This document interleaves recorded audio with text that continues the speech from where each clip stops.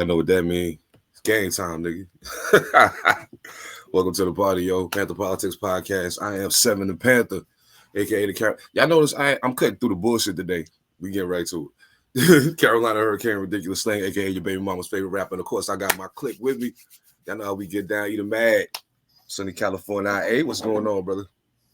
Not much, man. Recuperating. I could dig it. And I just want to, you know what I'm saying? I know I said it on the net, but my condolences on the loss of your people, man. I know, and it looked like it wasn't. I mean, like I seen a lot of people from out there speaking on something. So like, yeah, that was, that. I know how that be. Yo, I'm gonna tell y'all on some real shit. For it to be like a memorial or a celebration of somebody's life, y'all would have had fun at that shit. Word up, man. Like it was probably like, no exaggeration, probably like 300 motherfuckers out there. That's how it's supposed to be. You know. Dope dinner, man, put on by Young Baka Productions, man. Much respect and much love to my fallen soldier, Young Baka, man. He was LA underground hip hop like a motherfucker, and comedy, you know, wow. and charity, you know. Just keep it short. Like he was an orphan. He was adopted by some good people, you know, raised partially in the system, but adopted by some good people, man. And he turned out to be like a hell of a force, man. You know, died really young. You know what I'm saying? He wasn't even 35. But the man had, you know what I'm saying, like how many fucking venues all over the place. And from that, he turned that into. So his mom passed away from cancer when he was young, and he ended up having cancer when he was young, and he beat it. And from there, he started a foundation in his mother's name, the On Hoe Sh Foundation. And every winter holiday, like Thanksgiving and Christmas, they would do food and toy drives and giveaways and shit like that. You know what I'm saying? Then just on the music side of shit, man, like he had connections out in New York with like Hot 97 and shit. So he would have contests here.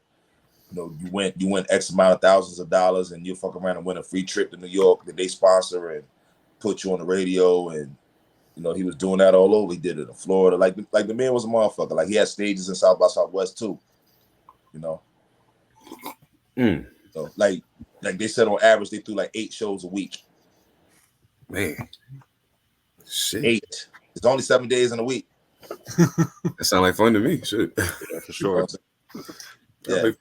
At 35, when the dude got that much like already done, and like even just the fact that you say that his celebration like got 300 people at it, you know, it's a true celebration. It's turned up. It's like at 35, it's like, bro, you you already made your impact. Yeah, I mean, that's fire. That's fire. Mm-hmm. Like I said, he didn't make 35. Like he was 33. Damn. You know. Man. Yeah, man. Yeah. Like, and ironically, he was one of the first people I ever met ever coming here. Like even on visits. Like before I moved here, I had met him. You know. And so, yeah, I just want to say, hell of a guy, man. He is one of the few people I know who just has a habit of attracting certain energies. He just happens to run into super dope fucking people. Like, and I mean, part of it is because he's a super dope individual too. But it's just, yeah, I think that's super fly, man. I'd be wishing that I could, you know, I had the flexibility in my life to spend more time down there with you. So maybe somebody can rub off on me. But we getting there. We getting there. It ain't over till the coffin drop. So we got time. Hopefully. Young Baka. Oh God.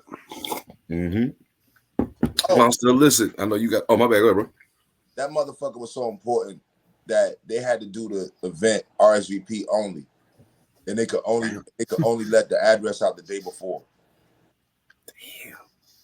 And it's so big to the point where they're thinking about doing another one for the other people who couldn't get into this one. That's fire. You know what I'm saying? But they're gonna have, and I'll keep all y'all posted. Y'all might want to come down for this shit.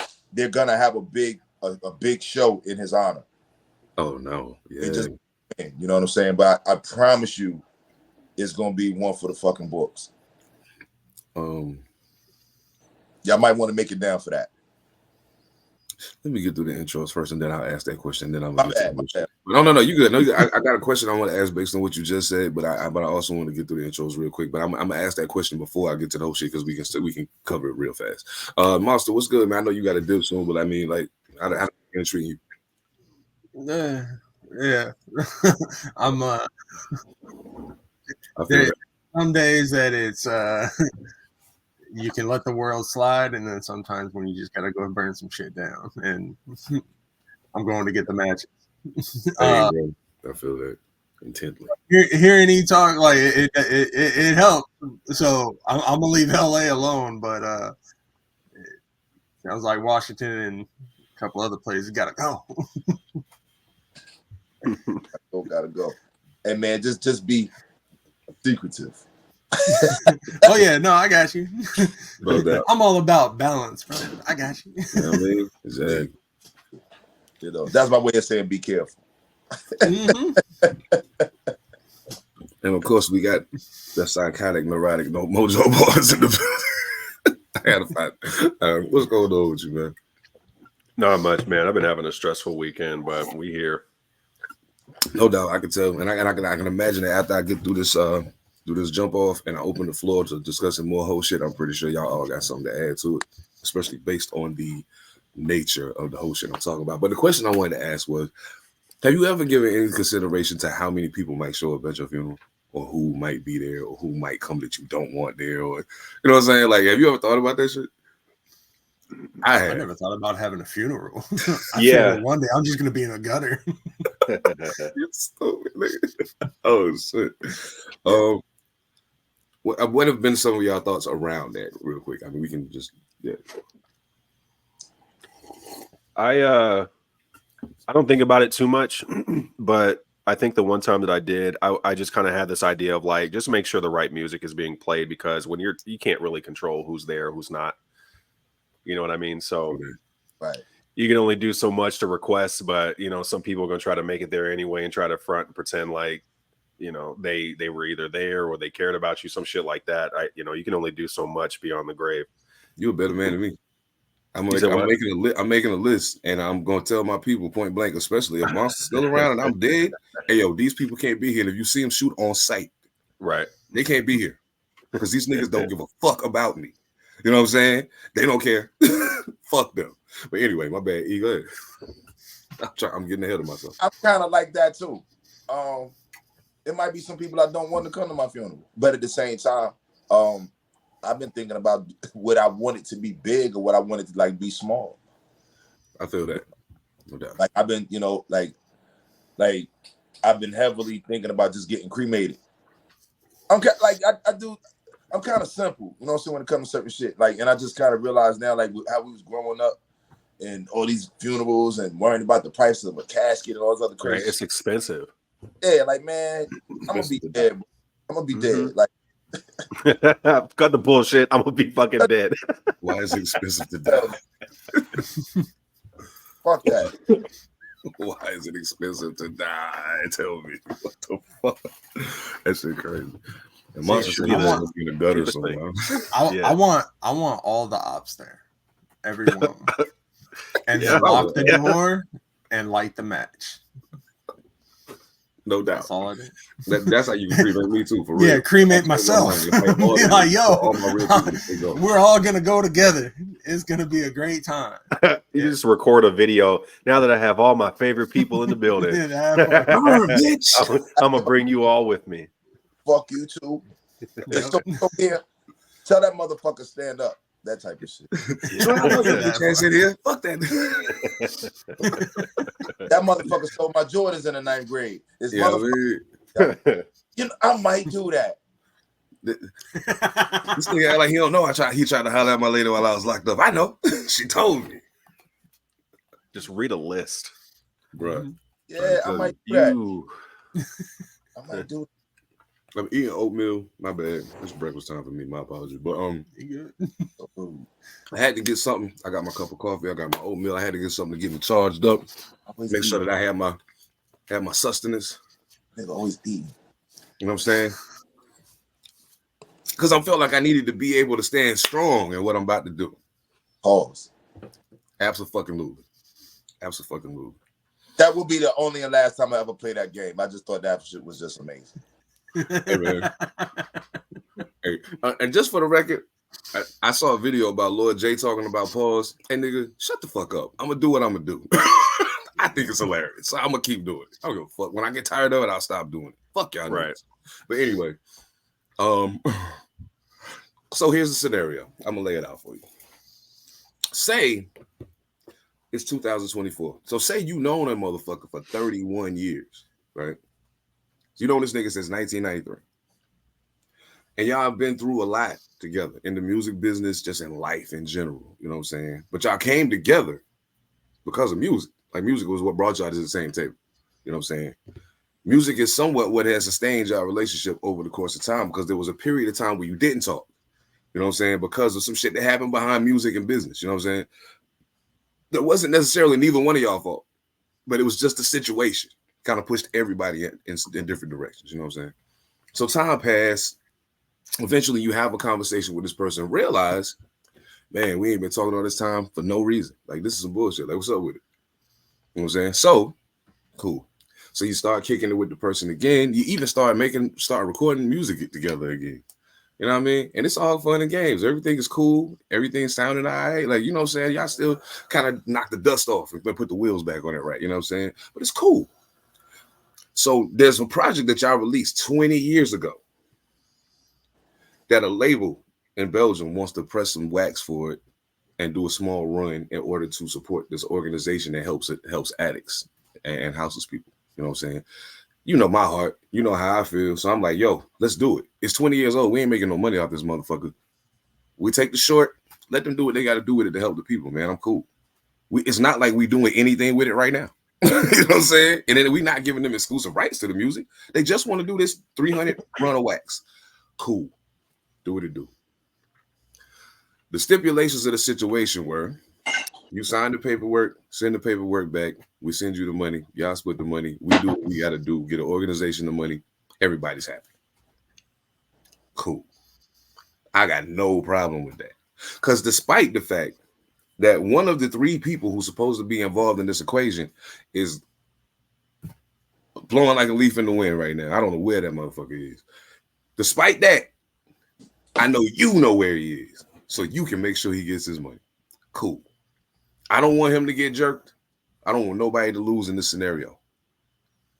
You understand me? And I want to make it clear that we're not talking about thousands of dollars. Now, this is the thing. This is the thing that I want to make very clear up front. As a matter of fact, I'm gonna be, ladies and gentlemen, I'm about to be very transparent today. I'm getting ready to give y'all some actual. Okay, it's only $833.33. That's all it is. That's it. Now I say that's all it is, like that's nothing. Like I'm not broke right now. I say that like I'm not broke right now. Okay. I say that like my fucking car is not sitting at a fucking mechanic shop, not being able to get fixed because I need a new motor. That shit's gonna cost me like $2,700 and I don't got. I'm not saying that like, bro, don't even get me started. But here's my thing. I was like, you know what? The dude that's gonna fix my car said if I give him X amount, he'll go ahead and order the motor and get it, and he'll put it in there. And then maybe we can work something out with the rest. Cool. All I need now is for us to send this paperwork back and for these motherfuckers to send me my money. That's all I need. And I'm in business. Needless to say, 3 weeks later, I'm still driving my girlfriend's car or catching the bus or catching rides with niggas because my car's still in the shop. My motor still ain't been ordered yet. And it's all for one simple reason. Because this bitch ass nigga ain't seen me my money. But I'm not just going to say this bitch ass nigga ain't send me my money. Because today is officially July the, what's the fucking date? Today's July the 21st. I come to find out that they sent this nigga the money June the 30th. So we almost a month out right now. Feel me? And I'm hitting you. Hey, yo, B, I know when we spoke initially about doing this, I was like, well, we ain't got to decide right now. Like, if you want to wait till we talk to him and then we, that's fine. Then you send me a text and was like, fuck it, let's just do it. And I'm like, okay, fine. But all of that came through in July. You already had the money June the 30th. Here's the problem. What? Go ahead, Sam. Problems. Go ahead. What? Right. Man, yeah, this motherfucker had to put his glasses on. Damn. Hold on. You made ego Malcolm. Bro.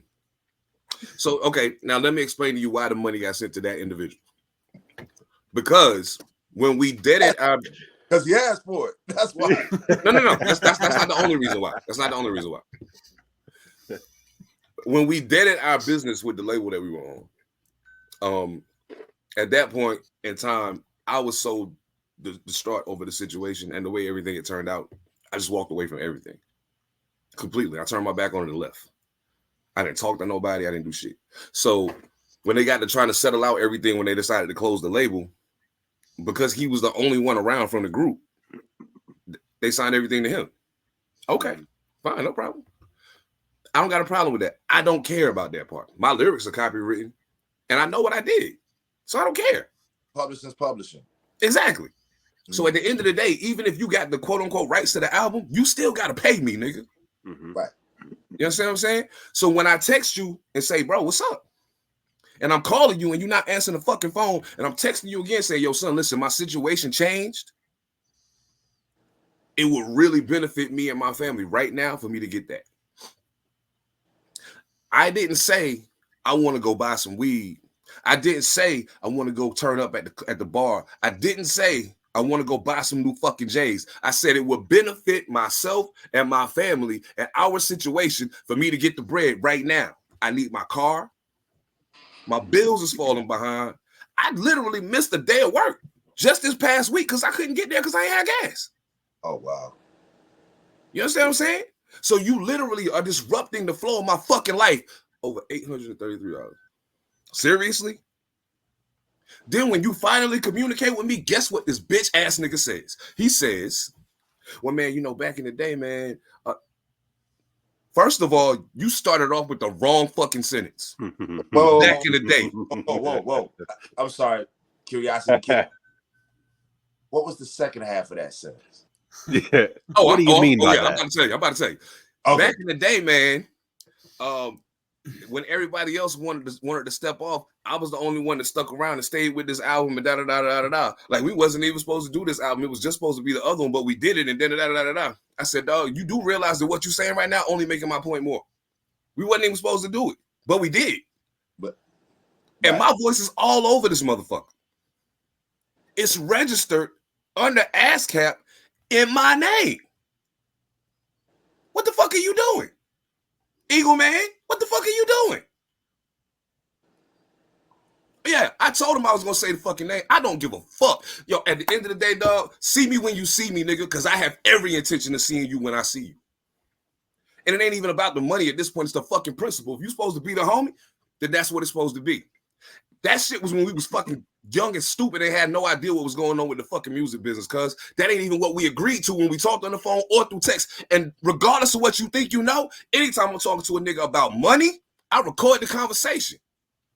Cause I know a bunch of y'all niggas is bitches. Standing on hoe shit. Y'all ain't standing on business. Y'all standing on hoe shit because y'all hoe ass niggas. Punch you in your fucking throat, nigga. But anyway. So we going back and forth.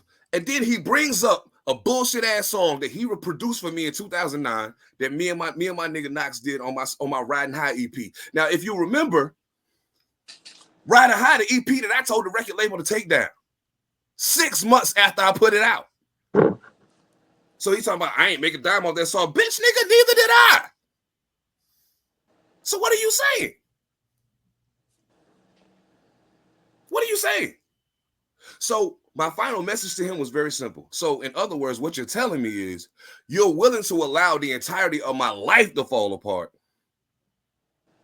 behind you being emotional over some shit that happened 20 years ago? I should shoot you in your fucking face. I said what I said. I don't give a fuck who heard it. I said what I said. That's a euphemism, people. No, it's not. I'm trying to say. You seen the flyer? Only real talk allowed. I don't sugarcoat shit. I said what I meant. Fuck that. Hey, YouTube, you know, it's euphemism. cool. It's cool, YouTube. Listen, dog, Don't worry, YouTube. all of y'all niggas need to get y'all purses and y'all skirts and go get on the corner with that whole shit y'all standing on. On God. Go get your purse and your skirt and go stand on the corner with that whole shit you on.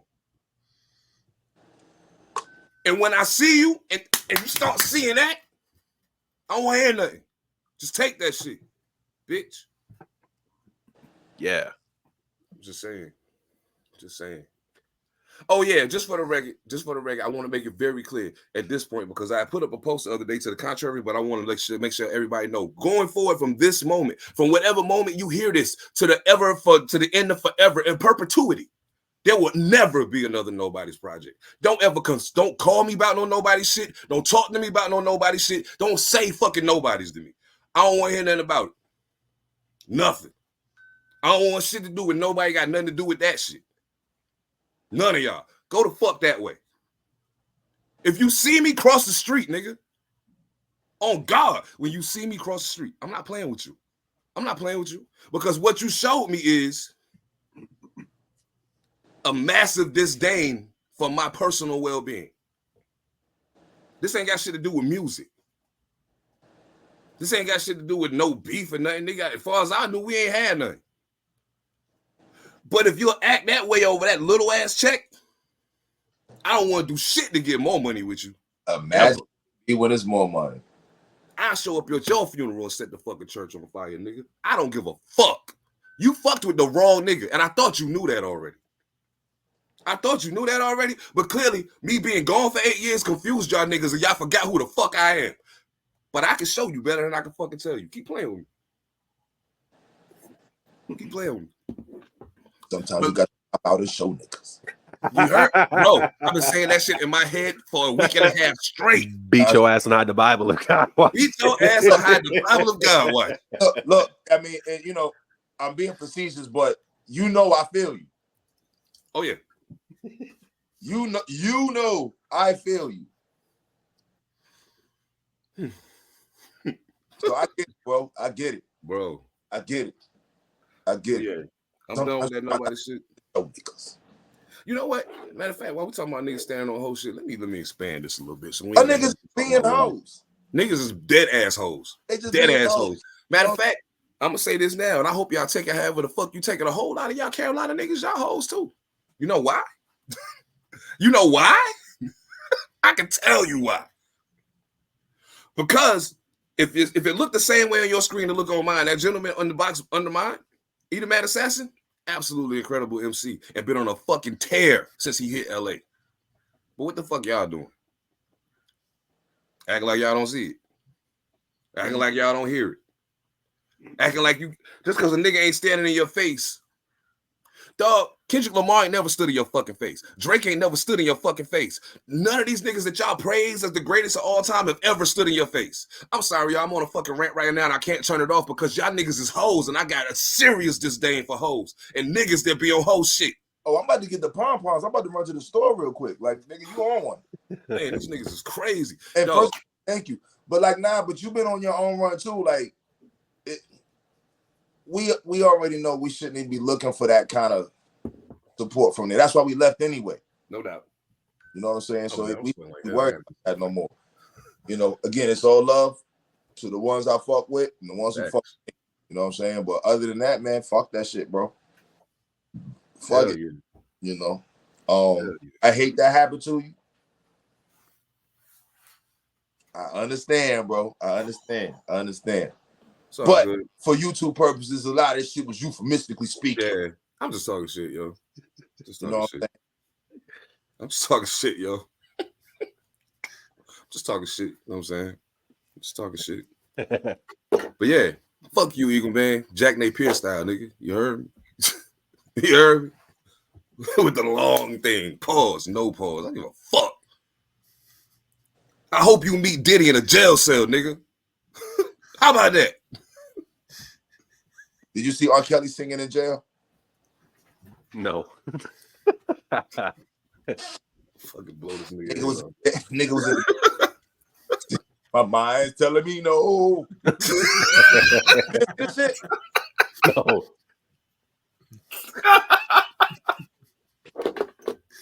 I'm fucking dead, yo. He was in the day room by himself, first of all. I don't even know how the fuck that happened. He was in it by himself. You know, niggas got phones nowadays in there. Whatever. That motherfucker sounded amazing.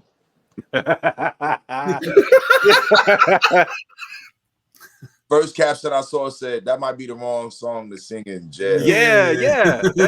That's one that you keep off of the set list. Because you're gonna have Big Bubba for my body. No. I said I bet Nasty Nate's ears perked up. Nasty fucking Nate. But like no, nigga say I like you and I want you. no. That's what's my man? Booty Warrior. Nasty Booty Warrior. Fleece Johnson. Fleece Johnson. Word. Fleece Johnson. Yeah, that's it. And he's out. I'm about to send his ass right to Winston-Salem. Oh, don't get Fleece, whole ass niggas. I got a job for you. You know what though, man? I can't say I've ever done anything like that to anybody. You know what I'm saying? I may have done some things that some people may have deemed unscrupulous. You know what I'm saying? And they have been addressed or whatever. But we talking about, you know, when niggas is kids and doing dumb shit and thinking we're doing what we're supposed to do, right? Mm-hmm. When it comes to shit like that, man, I don't know what be on people's mind when they think they could do that. Especially when, like you said, I thought you knew me. Obviously you don't. And this isn't about me having to prove to you who the fuck I am. This ain't that. The whole point is, at the end of the day, we made agreements face to face that I didn't fucking welch on. You decided to do that. So now I'm going to treat shit how I treat it. Like you, like again, like I said, what I said about like you know, I know how you feeling, because I got my own situation with a motherfucker who run around telling people, oh, brothers argue. Standing on whole shit. Nigga, you started the whole shit. I want to see that nigga too, while you bullshitting. But anyway. You know what I'm saying? Right. Started the whole shit. I got a homie right. I don't even want to get into it. But I got some people who don't like the fact that shit happened. And they just for me stood down because I said, nah, don't do nothing to him. I hope this shit come your way because I need you to understand this shit, bro. You not on my mind, but I'm not out here lying about what the fuck happened between us either. You know what I'm saying? So at the end of the day, live your life how you live it. Leave my name out your mouth. Don't be talking to nobody about me, trying to get brownie points and trying to make your situation look smoother than what the fuck it was. Because at the end of the day, you was a bitch ass nigga about what you did and how you did it, and with everybody that I fuck with, and you know it. And the niggas that's riding with you who know me, you know I feel a way about you niggas doing that shit too. I ain't saying you should have chose, but come on, don't play both sides with me. Don't do that, because I don't do that. Use a hoe. You know what I'm saying? Like, nah. Like, even to his point, like, niggas stealing hooks. Ooh. Doing songs, stealing hooks, my nigga. See, man. See, man. Oh my God, right. Bro. All right. And you did that. Oh, I could go into a story about that. But you did that because you thought it was gonna get you some money and it didn't. What's the fuck you get? Bitch ass niggas. See, man. You know what I'm saying? This is what happened. Man. Yeah, but, this is what happens. Yeah, this is what happens. And the time I saw you, it was in places where I could not talk to you. Yeah, I just want to have a conversation. No. I'm saying I don't want to have a conversation. No, I do. That's what he means. No. I was in places. No. I seen this motherfucker in places where I'm like, okay, if I start talking, I might not be able to lead a country. Or if I'm in, I've had people ask me, like, if this person comes here, are you gonna do anything? No. I'm professional. I'm grown. Because you asked me though. I won't do anything. As you're not saying shit, this might be a different story. If it had been a surprise, surprise. Yeah. And I'm not really trying to say that shit on some, sticking my chest shit out. Like that's how strongly I felt about situations. You know what I'm saying? But I could say time has healed my need to talk. I don't want to talk at all now. At all. Stay over there. I'm cool over here. You know what the biggest problem be? And I know y'all agree with this. The biggest problem be the niggas that stand on whole shit the most be the motherfuckers swearing they the realest motherfuckers in the room. They be the niggas standing on the whole shit ever. It be them sage burning niggas. It's the sage burning niggas. You gotta yo, chakra ass bitches. What the fuck is wrong with y'all? You know what I'm saying? I like incense and shit. I mean, but pretty soon I stop burning that shit. Like, but it's them sage burning niggas. Yeah. The motherfucker that has to tell you that he's real. Oh man. Ah, one that telling ain't you never the one. about peace. It's them. Listen. Yeah. Yes, the people who are telling you they're real, watch out for them. Yeah.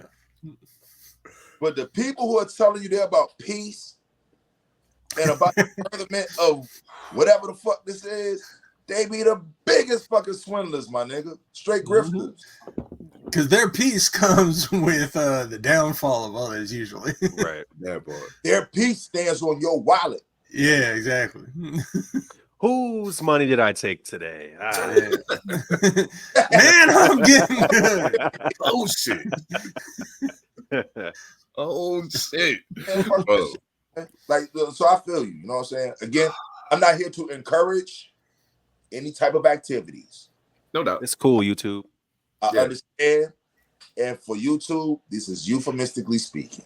I want to apologize to everybody who's listening. That I was really angry. I'm still really angry. I'm going to continue to be really angry. We hurt, man. We hurt. I mean, if you want to call it that, cool. It is what it is. But like, at a point, we hurt. I mean, at a point, I don't have. These are people we trusted. And they violated trust in a way that we never thought would get violated. I can say I was hurt. I can say. I'm gonna say something weird right now, in accordance with what you just said. But what do they say hurt people do? Hurt other people. Hurt other people, yeah. So I mean, mind you, whatever you in your feelings about that happened back in the 90s, in the early 2000s, have that. Just have it. I don't give a fuck. I don't care. I don't want nothing else to do with none of y'all. So do whatever you're doing over there. I'm gonna do what I'm doing over here. And you know what I'm saying? Like at the end of the day, I've been in the music business since 1996. So I could just make a phone call to an attorney and have you hemmed up and fuck your whole life up behind $833. I could, because you selling some shit and trying to utilize some shit that all of my bars is copywritten on. I wrote half of the fucking album. The only song I'm not on is not solo song, because it's his solo song. That's the only song I'm not on the whole project. Other than that, I'm everywhere. So strap up. I hope you're ready. Hope you're ready. Because I play for keeps, dog. I play for keeps. I will ruin your life. I will ruin everything you touch. Everything. Bitch ass nigga. Everything. Your job. Nigga, I'll make your kids not talk to you. Do you know who you fucking with? Come on, dog. You got me fucked up. And I done changed a lot. We ain't really been around each other in like 20 years, probably. I done changed, nigga. You don't know. I done learned some things. I done gained some resources that I ain't have then. Bro, you are playing with the wrong nigga. That's on everything I love. But anyway, I'm gonna leave that right there. I'm good. I'm good. Yo, until I punch this nigga in the face, I'm gonna be mad. I'm just telling you now. Until I punch him in the face, I'm gonna be mad. I can hold a grudge. It's a nigga I had beef with in middle school. If I see that nigga right now, I'm gonna punch him in the fucking face. Oh God. Hey, people heal how they heal. I heal by punching niggas in the face. That's how I heal. Heal how they heal.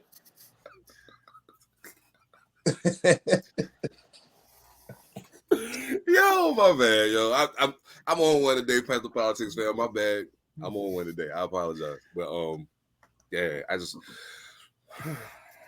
well go ahead. No, because I know what I'm gonna say. So go ahead and you talk first, please. Because I want to hear what you gotta say. Oh shit. Oh, me too.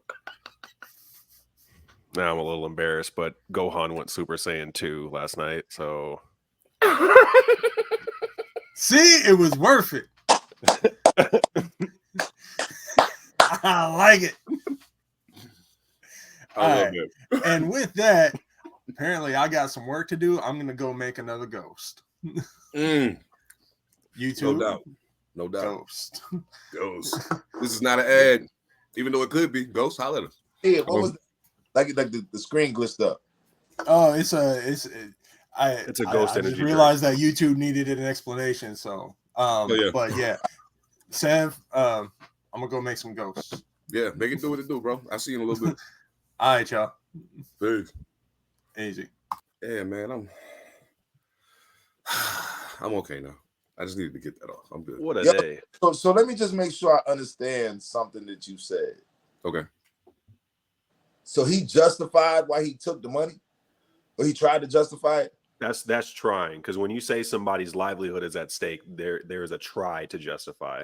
Oh no, that's a fact. I'm saying like Yeah. the word saying this is why I did it. Oh yeah.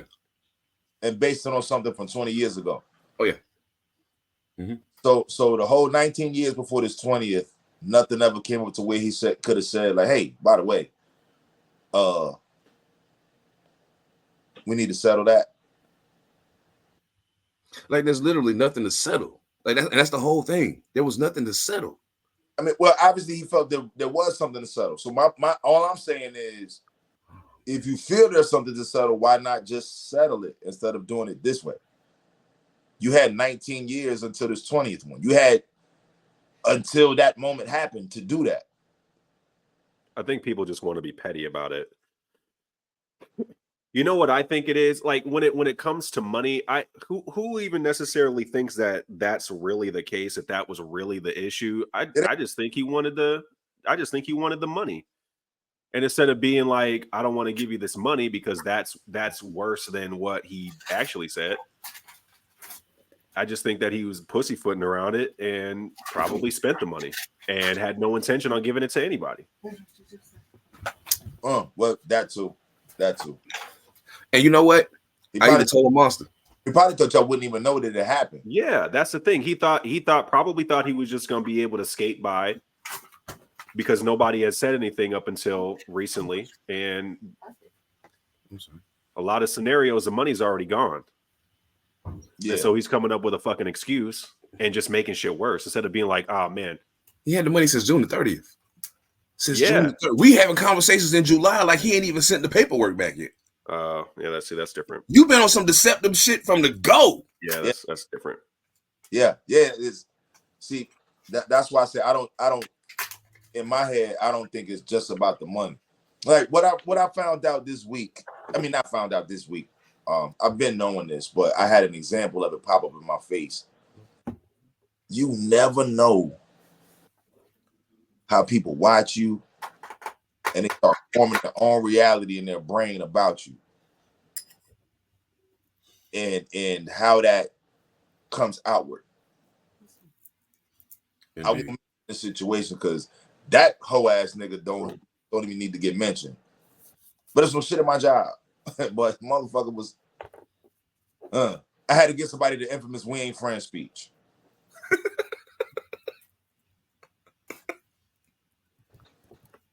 Like I felt like I had a boyfriend, my nigga. Jesus. I'm like, what the fuck is this shit? Like, wait a minute. But you just never know how people deem certain relationships and what they feel is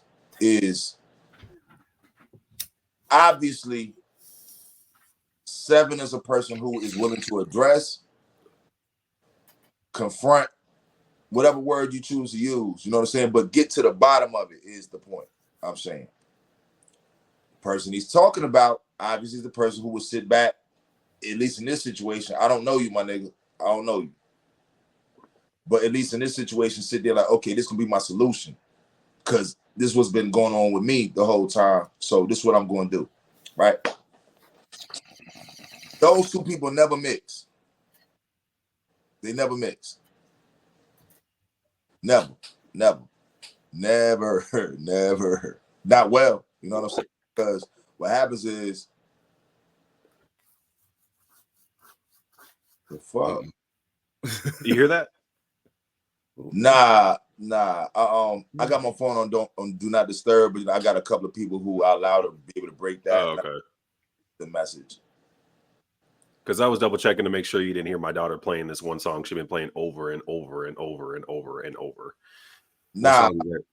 As long as you guys can't hear it, I'm cool. Nah. I gotta know. The song, hey man, it don't matter. It's a little girl, man. Whatever. Man. No, true. I'm just like, can you turn it down just a little bit? I just wanted to make sure it wasn't being picked up. Nah. But nah, man, it's just surprising, man, like how motherfuckers move and how they think and how they rationalize things. And again, the person who's willing to confront, and when compared to the person who's not, they don't mix. Mm-hmm. They don't mix. Nah, they don't. You know what I'm saying? It just go that way. I mean, I'm not gonna sit here and say like every situation I've been willing to confront. Sometimes I just sit back and I'm like, nah, fuck it. Some shit ain't worth it. Thanks. But there are others that I do think are worth it. And I approach them with my whole chest out. You know what I'm saying? And these people know this about me. You know what I'm saying? So like, I think they know that about Seven. Mm. Seven has adamantly expressed his willingness to put hands and feet on people. You can't tell I want all the smoke. And record. You know, and it's on record as having put whatever. That don't always mix, man. So, cause motherfucker, man, like, and here's the fucked up shit about it. 9 times out of 10, if you just talk to a motherfucker like, it's like, oh, okay, didn't know you needed the money, bro. All right, cool. We'll just work that shit out later. It be that simple. Mm-hmm. Motherfuckers do not be tripping how people anticipate the trip happening. That's to me overthinking. Like you're overthinking, you're creating scenarios in your head. I personally am an overthinker, so I know how this shit goes. So you create the scenario, and that's exactly what you're talking about. Is they sort of create this delusion in their mind based on things that have never happened or are blown out of proportion. For instance, the person I was talking about in my situation, he's never seen me in action. He may have heard some things, maybe a story or two that he knows of. You know what I'm saying? But why wouldn't you, the way I see this, why wouldn't you still be able to say, bro, I got this bullshit going on, when I've been able to do the same thing all the time? Like, that's one thing. Like what Seven just did, man, so far, talking about his bills right now, some of the realest shit I seen on the net, my nigga. I ain't saying in life, I'm saying on the net, because people don't do that. I ain't gonna sit here and act like I'm not in a close situation right now, like not with no car, nothing like that. But you know, motherfuckers got shit going on. Like we just saying the other week, you choosing bills to pay because you're trying to get this done, this, that, and the other. You know what I'm saying? I got shit on top of me. But we are willing to say that to these people. And the fucked up thing is when they won't do the shit in return. It's like, God damn, like I just showed you what the fuck I am. You should be able to do the exact same thing. I'm big on reciprocity, bro. Big on it. Yeah. Not that I take score, but I can't but help kind of take a score. You know what I'm saying? How ill that was? His rapper brain never turns off. He said reciprocity, and then he said the score. Y'all know reciprocity. The first time most of y'all niggas heard that word, Lauryn Hill said it. Where she come from? Never mind. But anyway, go ahead, bro. See, he didn't even know. No, that's low-key fire. Wasn't even on that page, but as soon as you said, I'm like, damn, I wasn't even thinking like that. Word. That's fire, though. Honestly, unintentional fire. That's the best kind. Hell yeah. Oops. but yeah, man, like Jersey shit. That shit puzzles me because I'm like, damn, like I would have said it to you. I've said it to you before. Yes. Why wouldn't you feel like you could do that for, to keep our relationship strong? Funny thing, you said that. Me and Monster was talking when this shit first started popping off, and I realized shit was going sideways with it. And I told him, I said, the funny thing about it is, even with the situation I'm in, had he said, hey, bro, listen, A, B, and C is going on. If you give me a couple weeks, I can get you the bread. I need to take care of this. I've been maneuvering this long, nigga. I can figure it out for 2 weeks. Ain't no thing. Make it do what it do. You know what I'm saying? I known you since 1993, nigga. Since 1990. You know how long ago that was? Like, to even think about that. I don't like point, that. I'm just like, damn, that was a long time ago. Like, you know what I'm saying? Like, bro, it's motherfuckers that the fucked up part about it is this. The most fucked up part about it of all is this. I've known E since I known him. It's been a while, you know what I'm saying? I know Mojo probably 6 years or so at this point. I know Monster like 5-6 years at this point. And the wild part about that is I've never met Evan Almighty in person. I don't know him personally. Matter of fact, I just made his acquaintance a couple months ago. You know what I'm saying? Thanks to the combination of Deidre, the post I made about All Purpose, and then E saying, yeah, he a good dude. Phantom, I known him since probably known him 10, 11 years at this point. You know what I'm saying? Just because we used to work together. My point in saying all of that is this. I known this individual longer than all those people. Mm-hmm. And I can honestly tell you that without me knowing Evan the way I would like to know him for us to be doing business together, I can't see him doing that. Right. Like, at least tell me something. You know what I'm saying? Like, hey, bro, A, B, or C. All right, I can work with that. I can work. As long as I know what's happening, I can work with that. But when I have no idea about the other extenuating circumstances around the situation, I'm only going to take it the way I know to take it. And I take it as you're stealing from me. Mm-hmm. And I've already said it before. I'll say it again. The statute of limitations is up. Suck my dick. I was a stick-up kid for a long time. Long time. You know what I'm saying? So I understand what stealing means. I know what it means. It means I have no regard for the fact that this is your possession. I want it to be mine. And I'm going to come get it. Now, you ain't holding no gun to my head. You couldn't. You're too far away. And even if I was right in front of you, you wouldn't. Because your swag hella gay. But anyway, keep standing on that whole shit you on. See if I'll smack the shit out you when I see you, cuz. On everything. On everything. You grab the cup, I grab my blunt. I'm like, oh, man. It's one of those. Big ups to the community. You're right. Right. Salute. Hey. Just so y'all know, anybody that know me know, I ain't got no issue with nobody from over there. That ain't for y'all. And my homies from over there know when I say it, I ain't talking to them. So anybody got a problem with it? Fuck you too. But Word. Yeah. Anyway, yeah, I'm cool, man. See, every time I start, I gotta switch gears because if not, I'm gonna be cussing and screaming at my. But this the energy I like out of you. I like that. I like that. Cussing and screaming at niggas the whole time we on this bitch. No, not the screaming at niggas part. I'm saying, like, you know, the transparency, bro. I like that. I mean, yeah, I know. A lot of times I be trying to hop around shit and not say what I'm trying to say. I'm like, nah, I know a lot of times I do that. But it's only because I know some of what I might, what I'm gonna say is not gonna be good. That's why we here. Go in. Fuck that. Go in. Oh my goodness. Yo, speaking of go in, I want to know if y'all heard about this shit. Because I heard some going in the other day, and I completely ran up on it by accident. Okay, I want to make it clear. I don't follow Cardi B on nothing. I don't listen to Cardi B music. I think she's a cool person. I love her as a person. I watched her on Rhythm and Flow, and I was just like, yo, I could totally hang out with Cardi, yo. Totally. I fuck with her. Yeah. You know what I'm saying?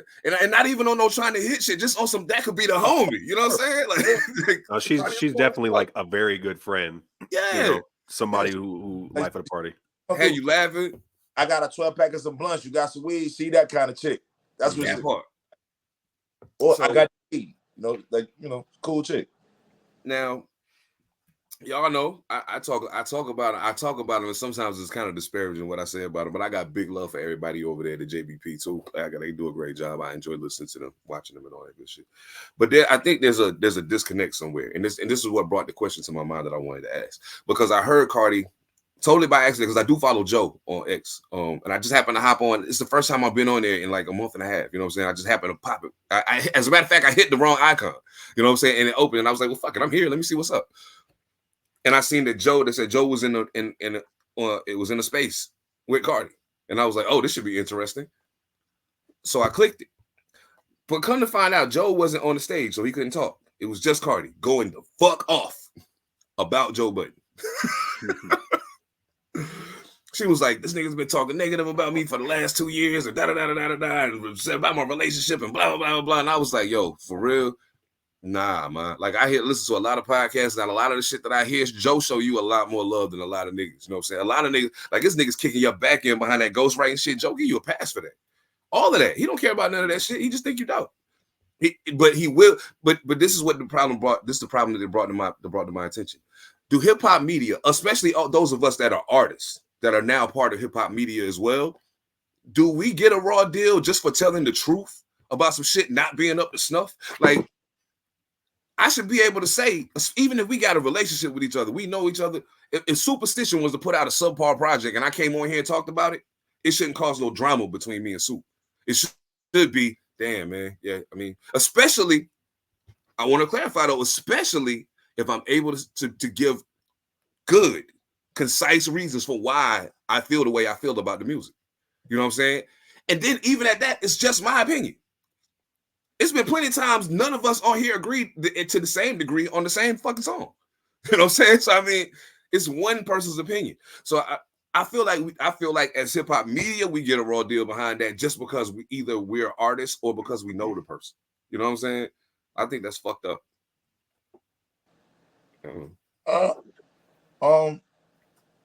Okay. I think it's two different dynamics here that actually make the analogies not work, and this is why. Okay. They're just too different. You know what I'm saying? Like, okay, like with Cardi B and Joe Budden, right? Joe Budden has one of the biggest voices in the world. Thanks. So, and again, I'm a fan too. I watch the show religiously. You know what I'm saying? Like, again, I don't stream it. I watch it. So I catch it a couple of days after the shit actually dropped. But, you know, I've seen where he said, like, you know, Cardi, you're on deck. Like, what are you doing? Like, where's the music at? You know what I'm saying? Like, you know, you're killing these features, but where's your shit? He fucks with her. Like, he fuck with her like how I fuck with her. Like, I enjoy that motherfucker. I really do. I like whoever her writer is in synchrony with her image. Like a motherfucker. You know what I'm saying? Like, you got her popping that shit, and I believe every word, and her delivery is like, you know what I'm saying? Like, I get it. Like, the whole package, I think the shit works. But I think what Cardi is on, and I understand this, I think we sometimes we forget, like, okay, Cardi is is a way bigger star than Joe Budden, like, just globally, right? But because of that, I think that we don't understand that she grew up watching Joe Budden.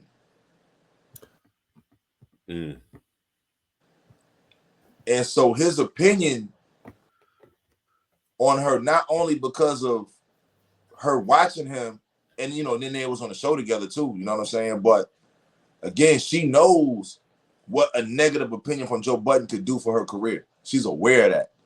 Right. You know what I'm saying? So she's addressing that, like, basically, like, stop talking down on me all the time. You know what I'm saying? Like, but to what you said earlier, he's not. Like, he be saying, like we want you to win. I love you. But this one ain't it. Yep. This one ain't it. So the reason why I said I think it's a bad analogy is this. I don't think Joe and Cardi are friends. I feel that. You and Super are friends. So the criticism that you would give Super, he probably would be upset that you're doing it in this space instead of on the phone first. Now, you know what I'm saying? Like, of course, like, but again, we talking about going back to the addressing things. Bro, listen. Let me go ahead and tell you. Because this is how they would appreciate that. If you just get on the phone and, hey, bro, look, you know what? This ain't it. But I'm going to tell you, I got a pod. I'm going to talk about you. No doubt. Now, I would do that, too. I would do that. Right. Sure. Right. But the point is, to me, the way the situation was laid out is as if you're just being media first and not communicative with him first. But I took the whole friend thing out of the equation. I grabbed the name and it just so happened to be his because he just sent me a verse last night. But, like, yeah, I feel you. Yeah, that dynamic does definitely change. Yeah, that changes. That's viewed. Yeah, it changes. what I'm saying? Because at the same time, still, like, this being your friend, it's like, damn, that's my friend. He's shitting on me in public. You know what I'm saying? Like, ain't like just some random nigga that who you know is a popper. Then you got 20, 30 year beef. Yeah. And niggas be standing on whole shit. Right. Yeah, like, so, you know, I didn't hear the rant. I'm pretty sure she said some spicy shit. Oh, she went crazy. Yeah. But from what I heard Joe say about it, like, I don't think he said nothing like fucked up. Like, I think he did what media does, which is like, look, your career is based on this. What are you doing? Like, you're up. No doubt. Like, you're on these features, but like the singles ain't popped yet. Like, oh, that's what he said. That without like, again, like, I didn't hear the rant, but I remember him saying, it's like, yo, she hasn't dropped her own single in a long time, so that means they haven't landed one. Mm-hmm. Or some shit like that. Yeah. Mm-hmm. You know, and then he said, like, yeah, you too comfortable at home. You too comfortable at home. It's real shit too. You know, trying to make it work. Trying to keep your husband alive. You know what I'm saying? And, you know, whatever. That nigga. Oh man. So I mean, I feel it. Yeah, I guess. Okay, Mojo. Being that you're now part of the hip hop media, like, do you feel like, say if we was to come on here and talk about a new project from Skirt or somebody, because you know them personally, do you feel any type of way about having to curb your process as far as how you talk about it on the pod because you know them? Oh, you mean the process? Yeah. Because I was thinking, like, are you going to tell them honestly about how you feel about the project? No, I mean, I would probably just not say anything. You know what I mean? If I haven't dealt with it directly with a person, I'm just not going to bring it up. I might mull around it with a few people and try to gauge what the next best step would be. A lot of times I just try to avoid people. I see how you are. All right. There's no need for me to reach out because whatever you're going to do is going to be similar to the same bullshit that you just showed me. So I don't need to interact. I feel it. So right. I've never, I'm not gonna say never because I have fought people, but I don't, these days, I don't usually get into altercations with people because motherfuckers are crazy. I know that if I let loose, I am going to jail. And I don't want to go to jail. That's end up in a cast again. Yeah, I don't want to. I mean, and this is also like, I don't like talking about it because it also seems like an ego thing, like a puffing out your chest thing. But I purposely don't get into these types of situations because it's just. I don't need that stress. I got other shit I'm worried about. Yo. But I mean, for my opinion on it, though, I definitely believe that you should speak about it privately before going publicly.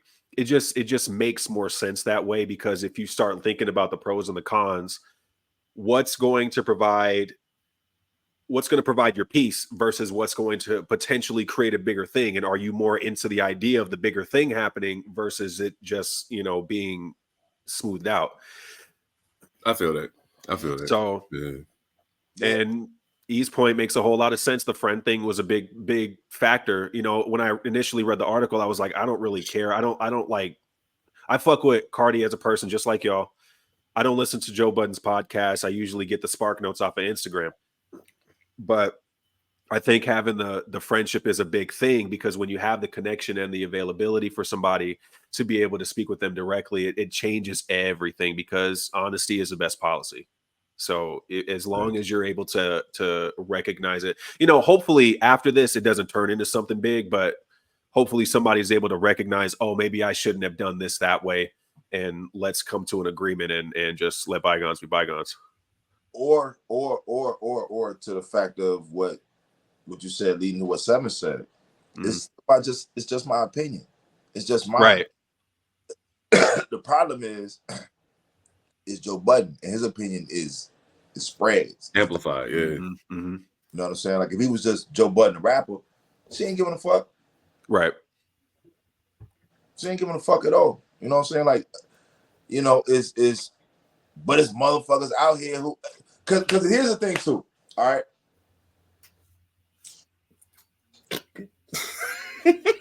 You cooking one? Uh-oh. Nah. Because I'm thinking about certain critics, like in underground hip hop, who won't show their face.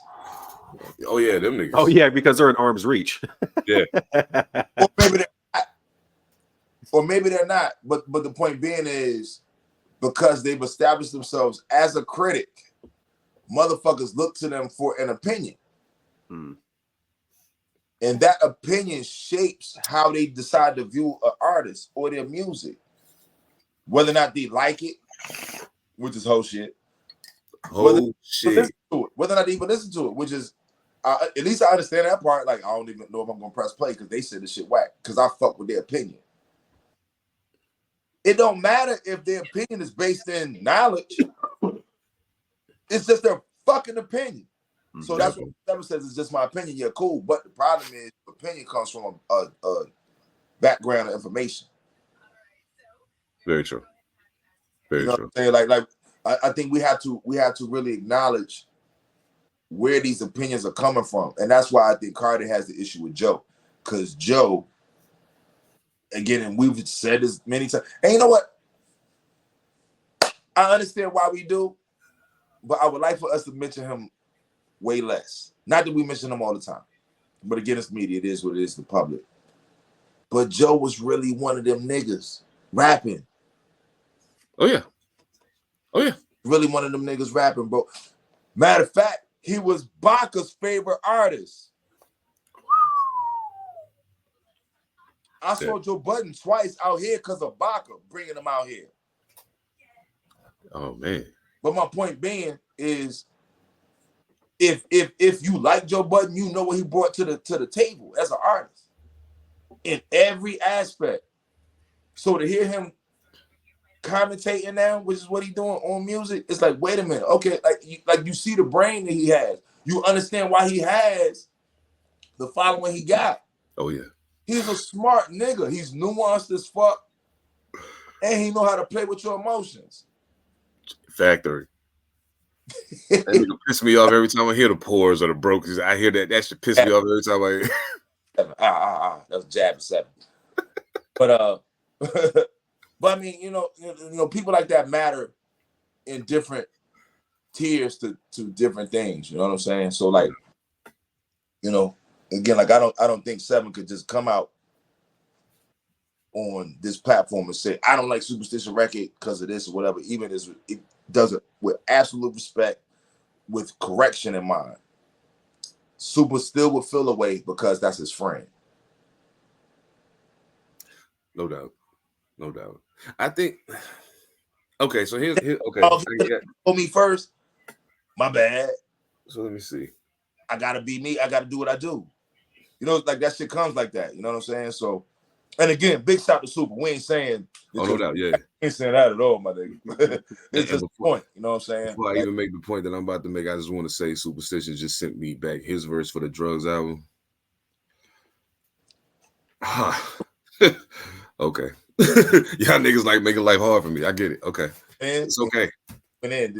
Between E, Laz, Superstition, and AP, I'm just gonna go jump off something, not even make this album. Fuck it. I'm gonna just put it out with their verses on it. This album right here. I'm not even rapping. It's okay. I'm gonna just put my name on it. I'm taking all the pub. I don't give a fuck. But anyway, now I'm getting ready to pull the Eagle, man. I'm about to stand on hoe shit, nigga. Now I'm just I ain't getting out no money. Or no explanation. Fuck that. But nah. So yeah, I can see how Superstition was a bad analogy there. Okay, so I'll just say any rant, like say evidence. Like no, I won't say evidence. I'll say somebody who I know that we know each other, but we don't know each other. You know what I'm saying? Maybe somebody like Tay the Crown. You know what I'm saying? I know Tay, but I don't know him. I know him courtesy of E. You know what I'm saying? I don't really know him. So say Tay drop a project, and I don't got that relationship with Tay to really just reach out to him and be like, hey, yo, man, heard the album, da-da-da-da-da. We're going to talk about it on the pod Sunday. You know what I'm saying? And then I come on the pod, and I talk, and I say something that is considered disparaging about the project. And again, no, regardless of how I say it, you know what I'm saying, it's viewed as a disparaging thing about the project. So here's that, and now it's, you know, I'm gonna go jump on the Twitter space and be like, fuck this nigga Seven, da da da da. But to preface all of that is more than just me saying something bad about the project. It's that prior to the project coming, you know, for the last couple of years, you feel like every time I said something about you or something, or your name was in the conversation, you felt like I was saying something negative. But it's only because, and it's also further proof that you don't actually listen to the podcast, because what you're going off of is just your hyper emotional fucking followers who only grab the bad shit or the shit they consider bad, and they give you that and amplify it and make it sound like I'm really dragging you through the mud. You know what I'm saying? Well, that's not what's happening in the slightest. And if you ever took the time to listen for yourself, you would know that, but you don't. So at a point, I agree. If you my people, I might hit you. Now, I'm telling you this straight up. I hope y'all are listening. If you're not, that's your fault. I'm going to try my best to hit you before I say it. I'll try. You don't respond. You don't get it. Oh, fucking well. I got a job to do.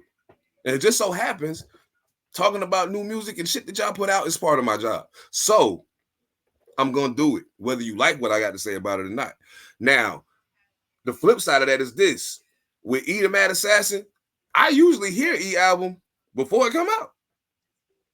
So I got an opportunity to have that conversation with E before I talk about it on the podcast, because I can't talk about it on the pod until it come out.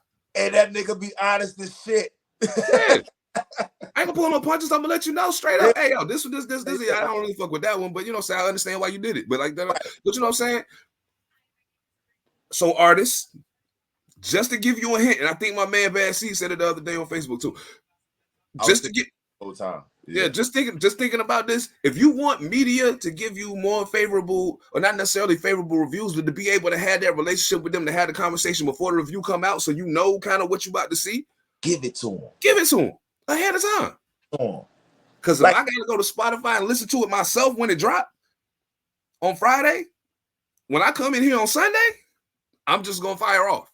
Give a fuck. Give it to them. It's funny you said I'm just gonna fire off. Because at the end of it, that's what you're doing anytime you hear it anyway. But the way it looks is going to be a lot different if they had the sneak peek. Mm-hmm. And we're saying this for your ego, nigga, not for the public. This for your ego.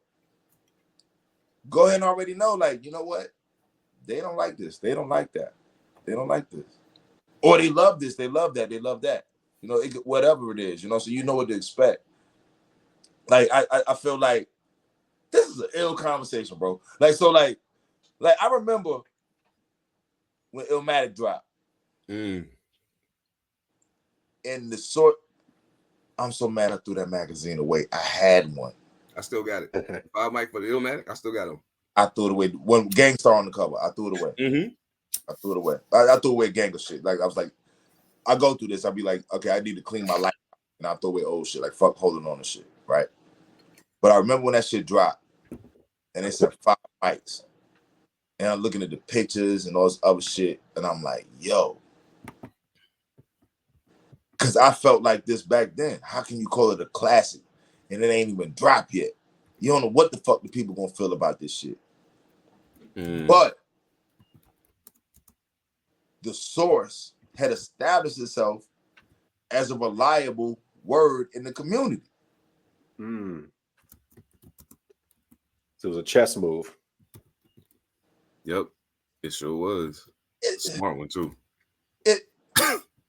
Okay, so I can't call it a chess move because like that indicates that somebody on Nas side knew that what they had and that the source was gonna big it up. Okay.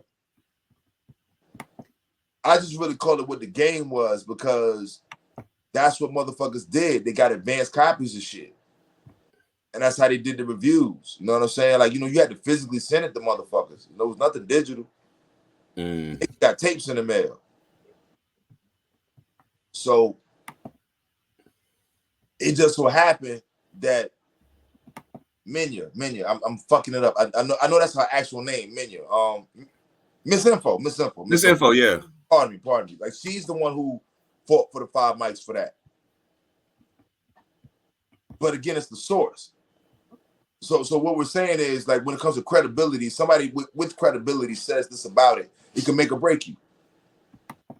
9 times out of 10 out here in this digital space, niggas don't got no credibility. Not that they word ain't based on real information, on real life, whatever. Like, again, like me and Seven we've been doing for a long time. You know what I'm saying? But we like what we like. But again, our opinions are ours. It's not like people come to us for our opinions on music. Not yet. Speaking into an existence. But our friends who revere us that way be like, damn, like, wait a minute. You could have just told me. They're gonna be like that. You know what I'm saying? Like, this is a fucked up space to be in. Especially when you living off your opinion. You know, so like that critic I was speaking of, I'm not gonna say his name because fuck him. Basically. But again, nobody in the space knows who the fuck he is. No, he never claims to have made any kind of song, any music, any video, wrote anything. He just popped up critiquing motherfuckers one day. And he got a scale. And because what's funny is Bad Seed went up against us. Big up Bad Seed. That's my nigga. For sure. That's my nigga. I fuck with Bad Seed. When you was talking about this, I'm glad you brought him up. But like, Bad Seed stick his chest out for all of us. Straight up. You know what I'm saying? But like, Bad Seed went against the nigga like who the fuck are you to even be critiquing us? Who are you? And someone never saw his face. He didn't even really engage. Like, he just, like, you know, motherfucker said, I just want to see people do better. But who the fuck are you to say what's better? We don't know credentials. So 9 times out of 10, what people be rebelling against is, I don't know your credentials, bro. Who the fuck are you? And why the fuck are people listening to you? You're fucking with my career. That part. You are fucking with it. You fucking with my career. You have no stake in it whatsoever. You won't stand on real shit. You won't stand on hoe shit. Standing on hoe shit. Fuck you look like? Who are you? I want to know what kind of bags these niggas got. What kind of bag is it? What kind of bag you got? Do it match your pumps, you whole ass nigga? I can't walk up to you and ask you about your opinion on my shit. Now here's the thing. Whatever opinion you got, I probably won't approach you. Don't give a fuck. Yeah. Like, you know what I'm saying? Like to the point where it's like, I gotta come talk to you about it. So show your face. At the same time, because some of these people jump out the window with the shit that they say. They're not respectful about it. You know what I'm saying? Like, all right, let me holler at you around this corner real quick. You feel me? Bro. Body language just changed your whole momentum and shit. Like, hold up. I was going over here and I'm behind this corner. But yeah, that's what the fuck just happened. Now you got to answer to this. Bruh. Yeah, and I got 3 niggas over there waiting. If you had got past me, there's another nigga that would push you back towards me. Like, what the fuck are we doing? Hey. Because it's people out here who play like that. Oh, yeah. You better believe that. You know what I'm saying? You better believe that. Yeah, hell yeah. And they basing their whole life off this project. This is the one that's got to change everything. Project is what's going to change their life. I don't think people get that shit about artists, man, especially when they're just critics. You don't get that. We believe every project going to be the one that change our life. Every time. Especially when our life changed. When you need it the most. Need it. Do you know how bad? I'm since I'm in transparency mode today, I'm gonna just be there for a minute. I wish y'all could understand how much I'm praying that this Drugs Beats album do what it's supposed to do. Even a little bit. Or what you wanted to do. What I wanted to do. What it's supposed to do, yeah, because all of that's subjective. I got you. No doubt. What you wanted to do. What I wanted to do. What I needed to do. I got your back, man. I got your back, man. No doubt. Man. Feel me? You don't know how much. Do you realize I write 16 bar verses in 5 minutes with no problem, and it'd be gas. But I can't do that for this project. I have meticulously been taking my time writing these rhymes. writing these hooks, trying to make sure I got the right feature on the right song. There's a reason for that. Because if you've been in the gym shooting threes for 20 years and you've been hitting them, but just not enough to win, and you got a chance to go play over there with the niggas that's going to win, why would you not take your three ball over there with them and win? Ray Allen did it. I mean, why would you not do that? You know what I'm saying? I put the work in. Now that I locked in with a nigga who I think can elevate it to the point where it need to go, it's something there. When I listen to what's already been recorded, my bars on his beats is something there, yo. And when you hear it, I hope you feel the same way. Yo, can I add some transparency to that? No doubt. And this is humble transparency. I can't speak for Seven. Cause actually, Seven introduced. We're about to fuck up a little bit. Working with drugs is an opportunity, bro. And it's not lost on us. It's not lost on me because, and again, people function in their own worlds. We don't know what be going on in another cat mind. But I know I had been trying to get at drugs for a minute. The conversation didn't go. I mean, I don't mean like on no bad shit, no fucked up shit, but it just didn't work out where I needed it to do what I wanted to do. But certain things happened, and I attribute a big part of it to Seven. He had some drugs work for me to get on. And I'm like, oh shit, audition time. Same, actually. You know what I'm saying? Well, but after that, you know what I'm saying? Like, and then just doing business with the brother, and then like him understanding what it is, like it created a relationship to where we have an understanding for each other. You know what I'm saying? But it's not lost on me what having his name on my project means. What just happened? Joe Biden dropped out the race. Oh, look, I was taking a shit before the pod, and I meant to bring that up. I was just waiting till the right time. Yeah, he dropped out. My bad. Go ahead. We'll get to that in a second. It's all good. It's all good. Yeah, like I saw that. Yeah, I was gonna bring it up. Yeah. So, but with this artist shit, man, like again, like certain opportunities are not lost on the artists who are receiving them. You know what I'm saying? Like you may have heard me say I got secret projects where I'm not saying who they're with. It's a reason for that. Because when the name pop out, you're like, holy shit. Man. And like we look at every project like it can change our lives. That we don't want to go to work, man. If you can hear them secret projects he's talking about, I know who they with. We talk on the phone. If you can hear my reaction when he say their name, you would understand what he's saying. I don't want to. He said the name, and I'm like, oh, word? Yeah. Nigga, save these 16 bars. What's up? He already.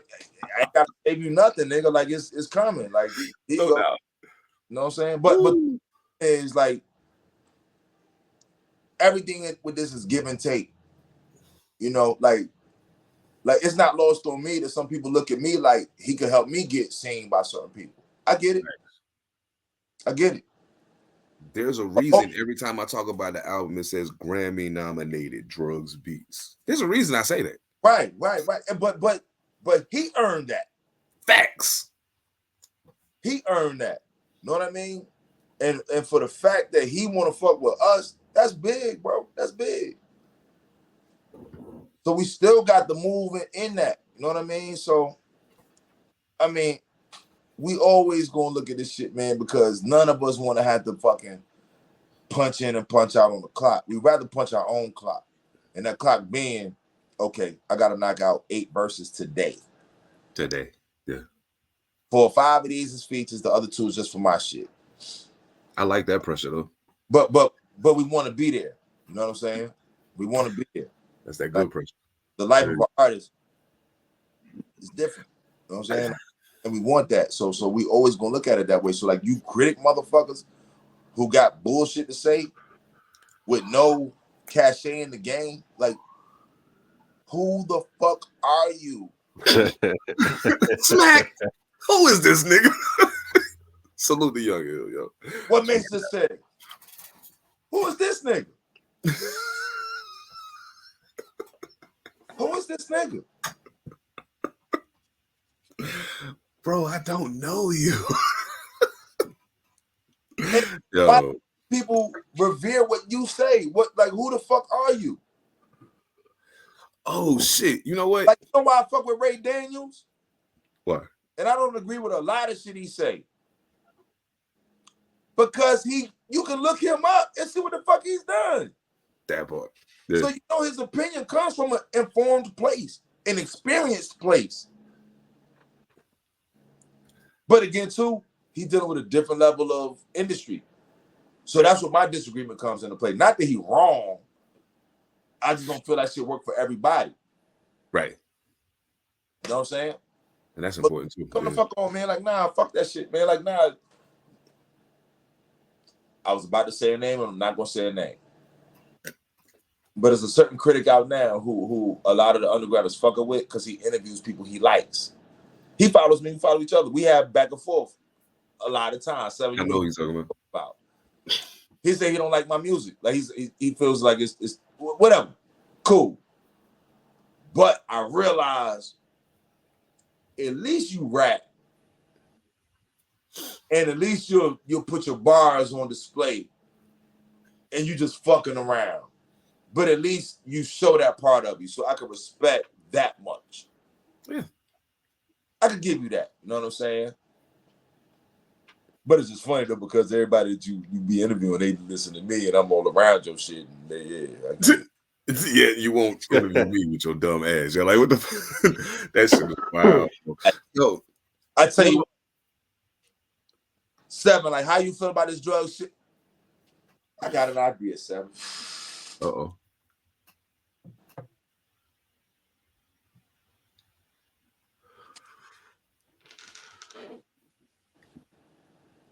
I'm all ears. Got an idea. Okay. All I'm gonna say is month of the man.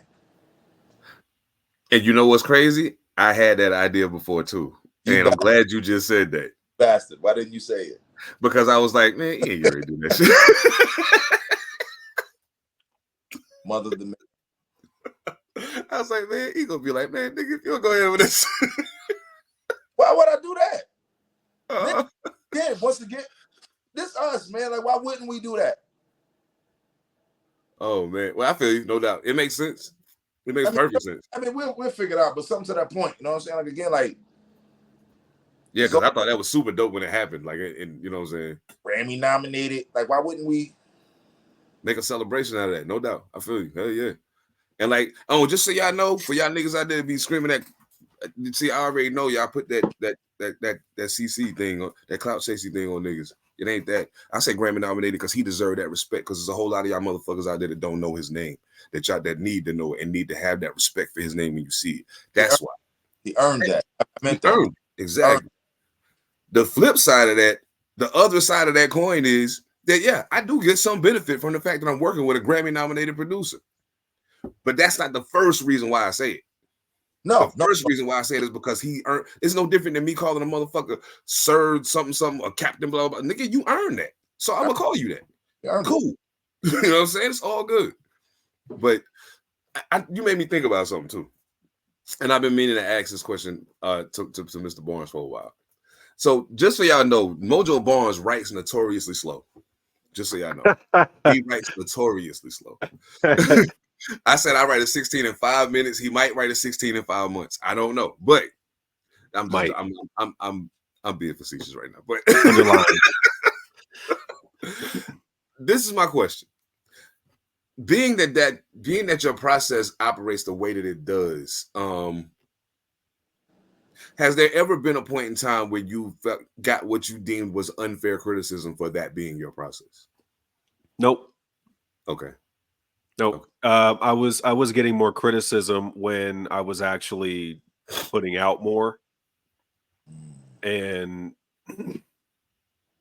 yeah, I mean that's really all it is. I had more stuff that I was doing. I had more that I was trying to put together, but yeah, me taking a long time doesn't really have a whole lot of weight because I think people know I'm about to put out some quality, slow or not. I think people realize that what I'm doing is actually taking care and time and patience into orchestrating something rather than,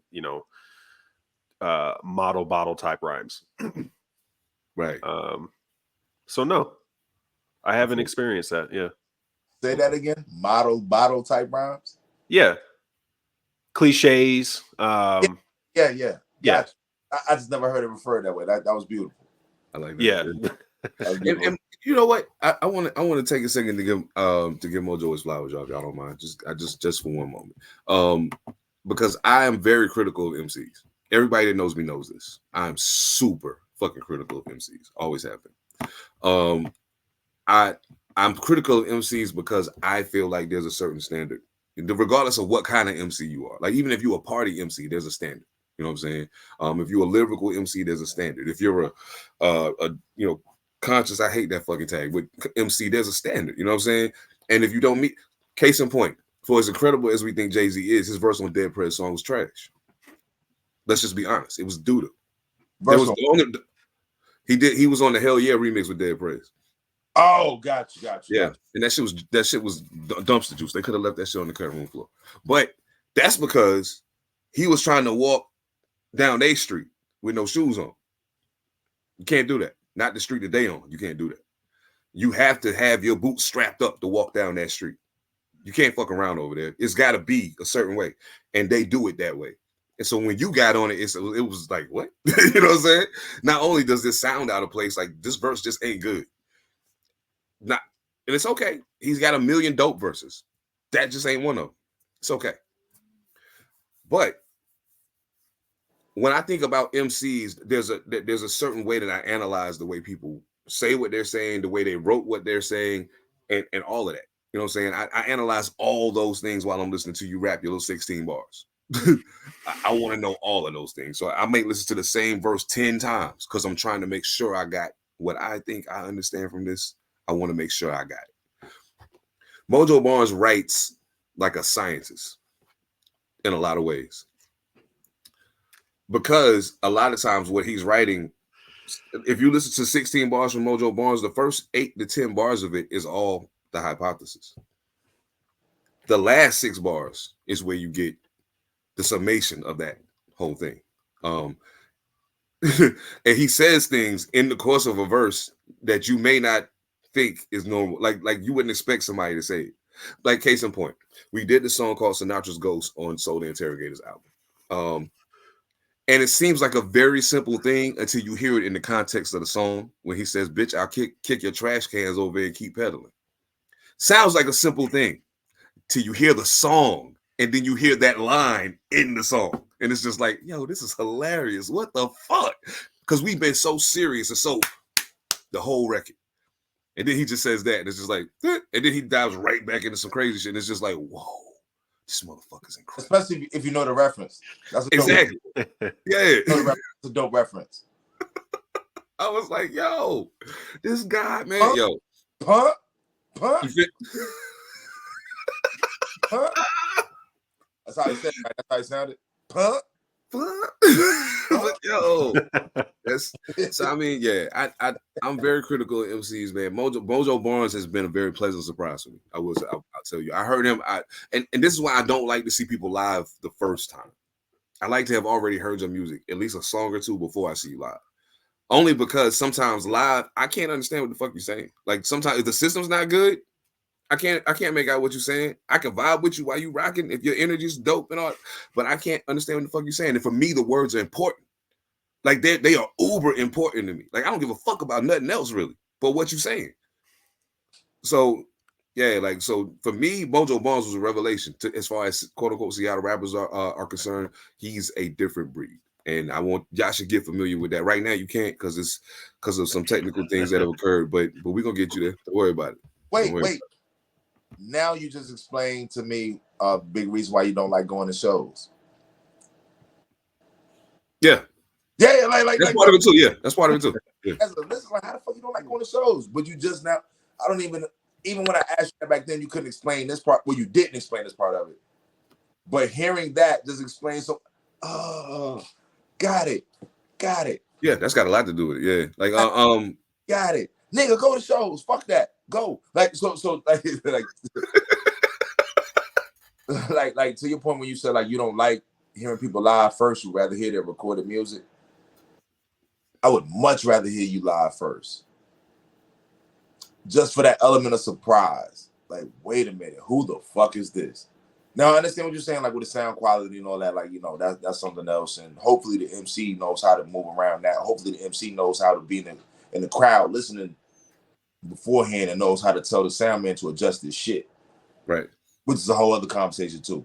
But I love hearing a motherfucker live for the first time. I'm like, who the fuck is this?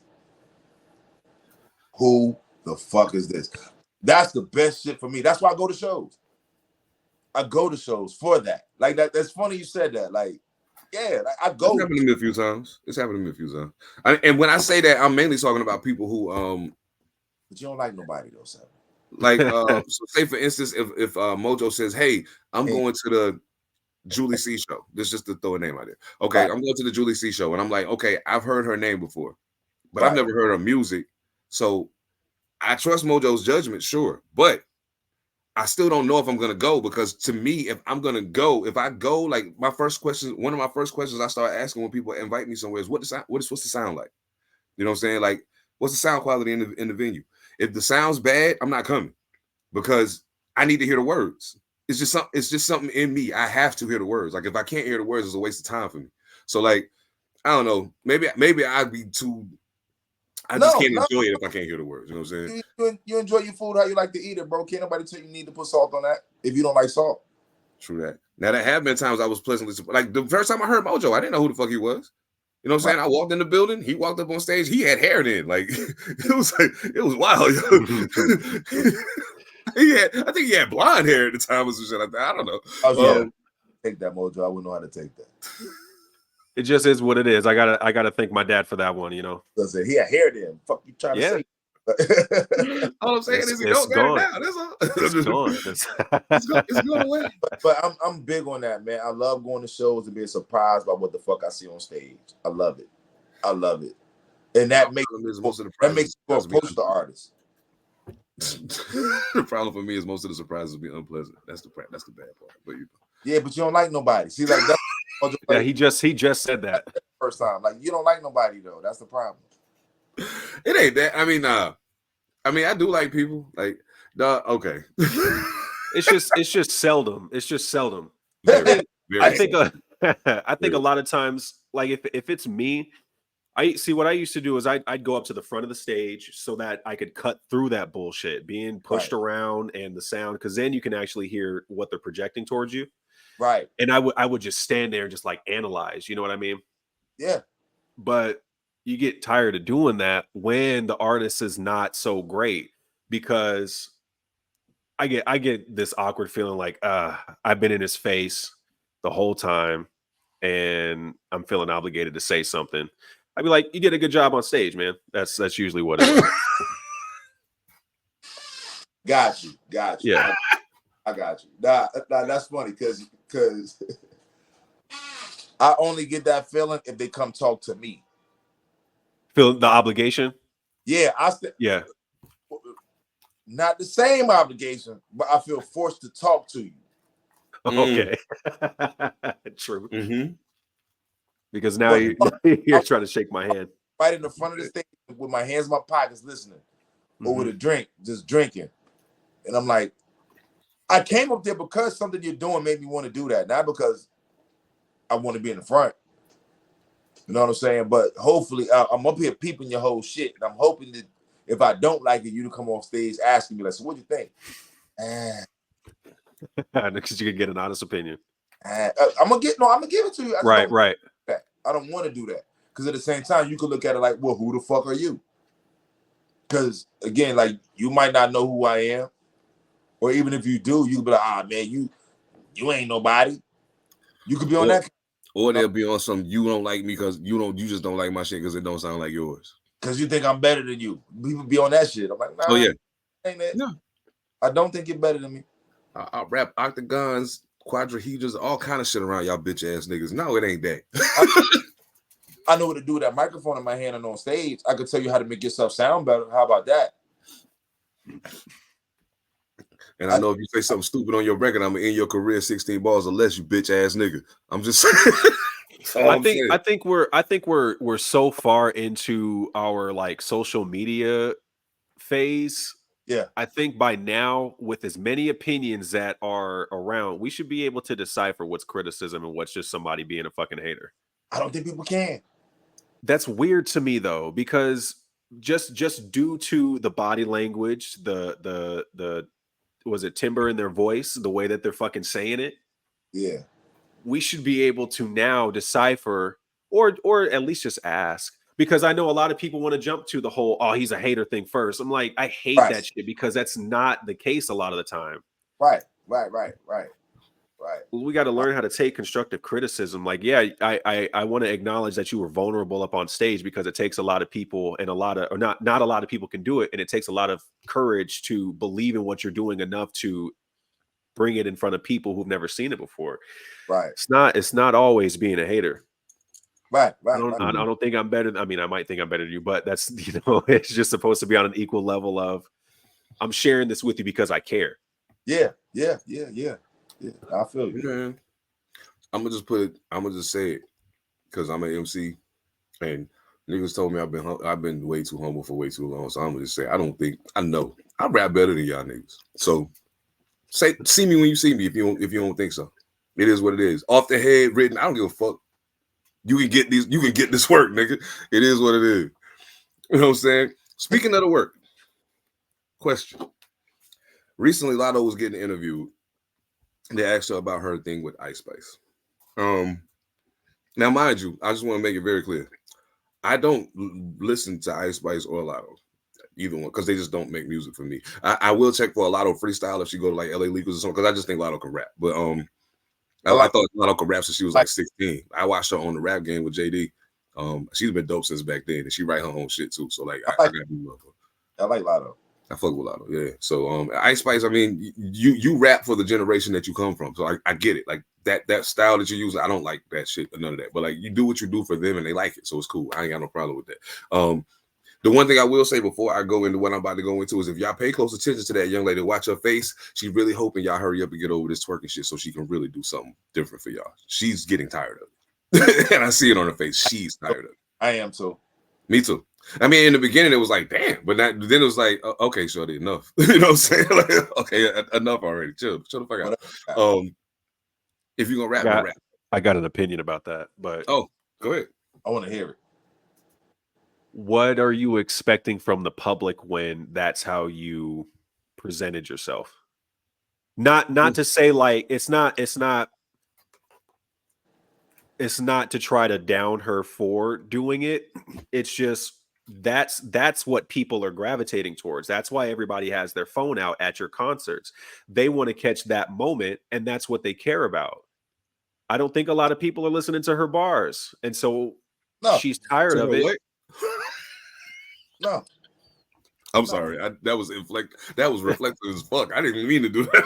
But I think, at least for the shows, I don't know. I feel like somebody like Doja Cat don't give a fuck.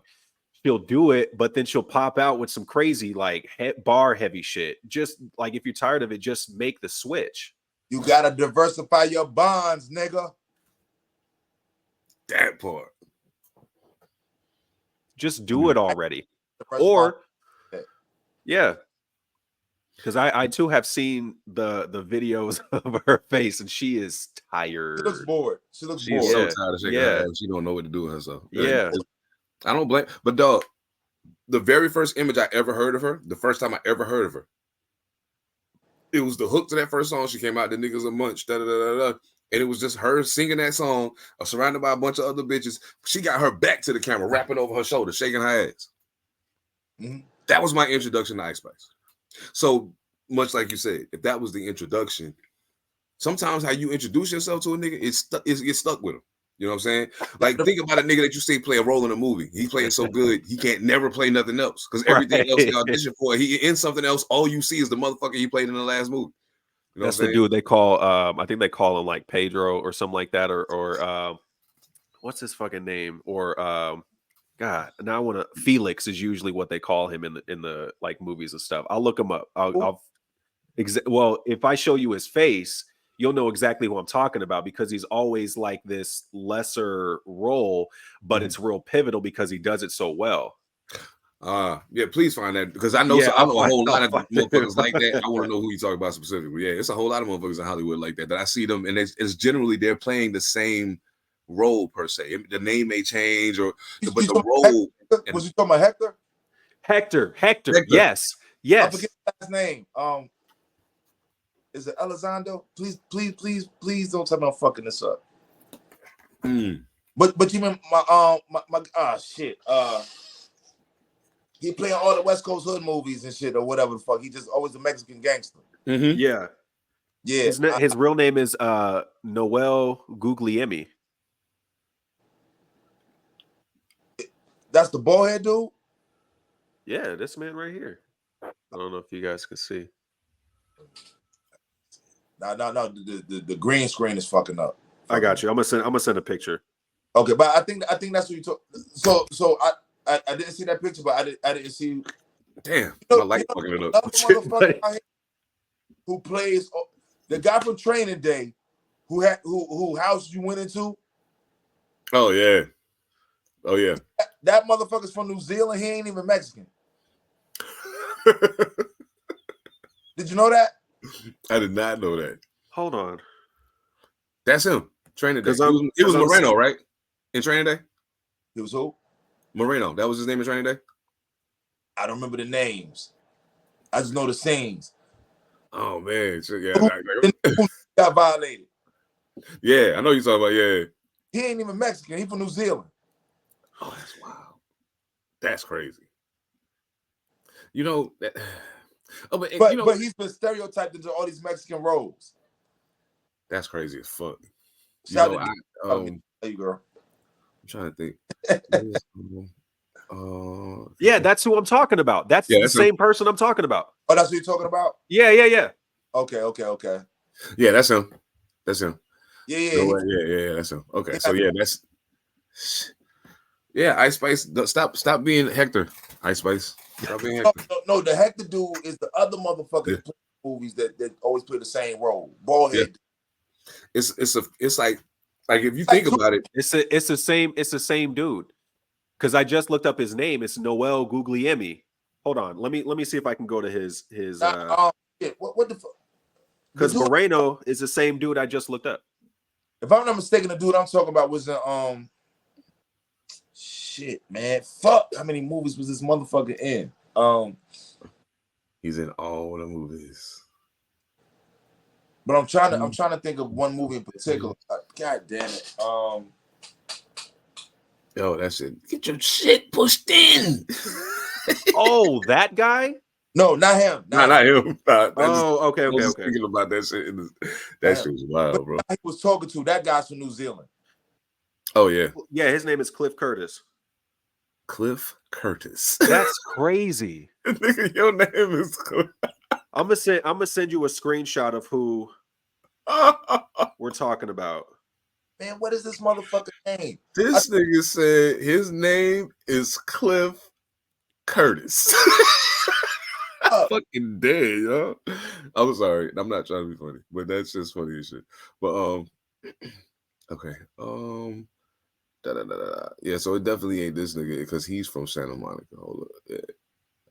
You can't see. Oh, you talking about he go by the name G Hector? Maybe I can't recall. But again, he's in so many movies. The bald head nigga, yeah. Bald head dude, mustache. Yeah. That shit's crazy. And either he cool or he not. Yeah. Yeah, that's the Noel Guglielmi nigga. Yeah, that's a. No, you're getting them confused because the guy that plays. Are you talking about the dude who says "Get your shit pushed"? No, that's the guy that played Tuco in Breaking Bad. No, the guy who get your shit pushed in, who he was talking to, who house they was in. Yes, that's who had the little girl who was getting or sister who was getting attacked. Yeah, his niece, right? His niece. Yeah, that's it. No, you're getting the two confused. I'm not. You don't know who the bald head dude I'm talking about is. That's the thing. Okay. But that guy who owned that house, who niece got violated, he's from New Zealand.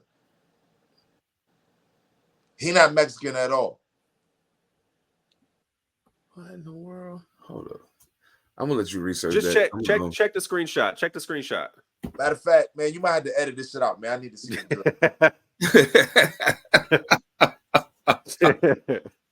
Oh shit.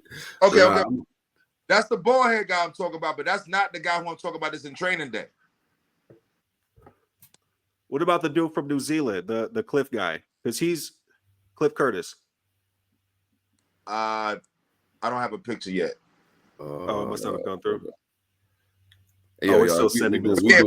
But this Mexican guy right here, like this the Hector dude I was talking about. He played Hector in every fucking movie. Right.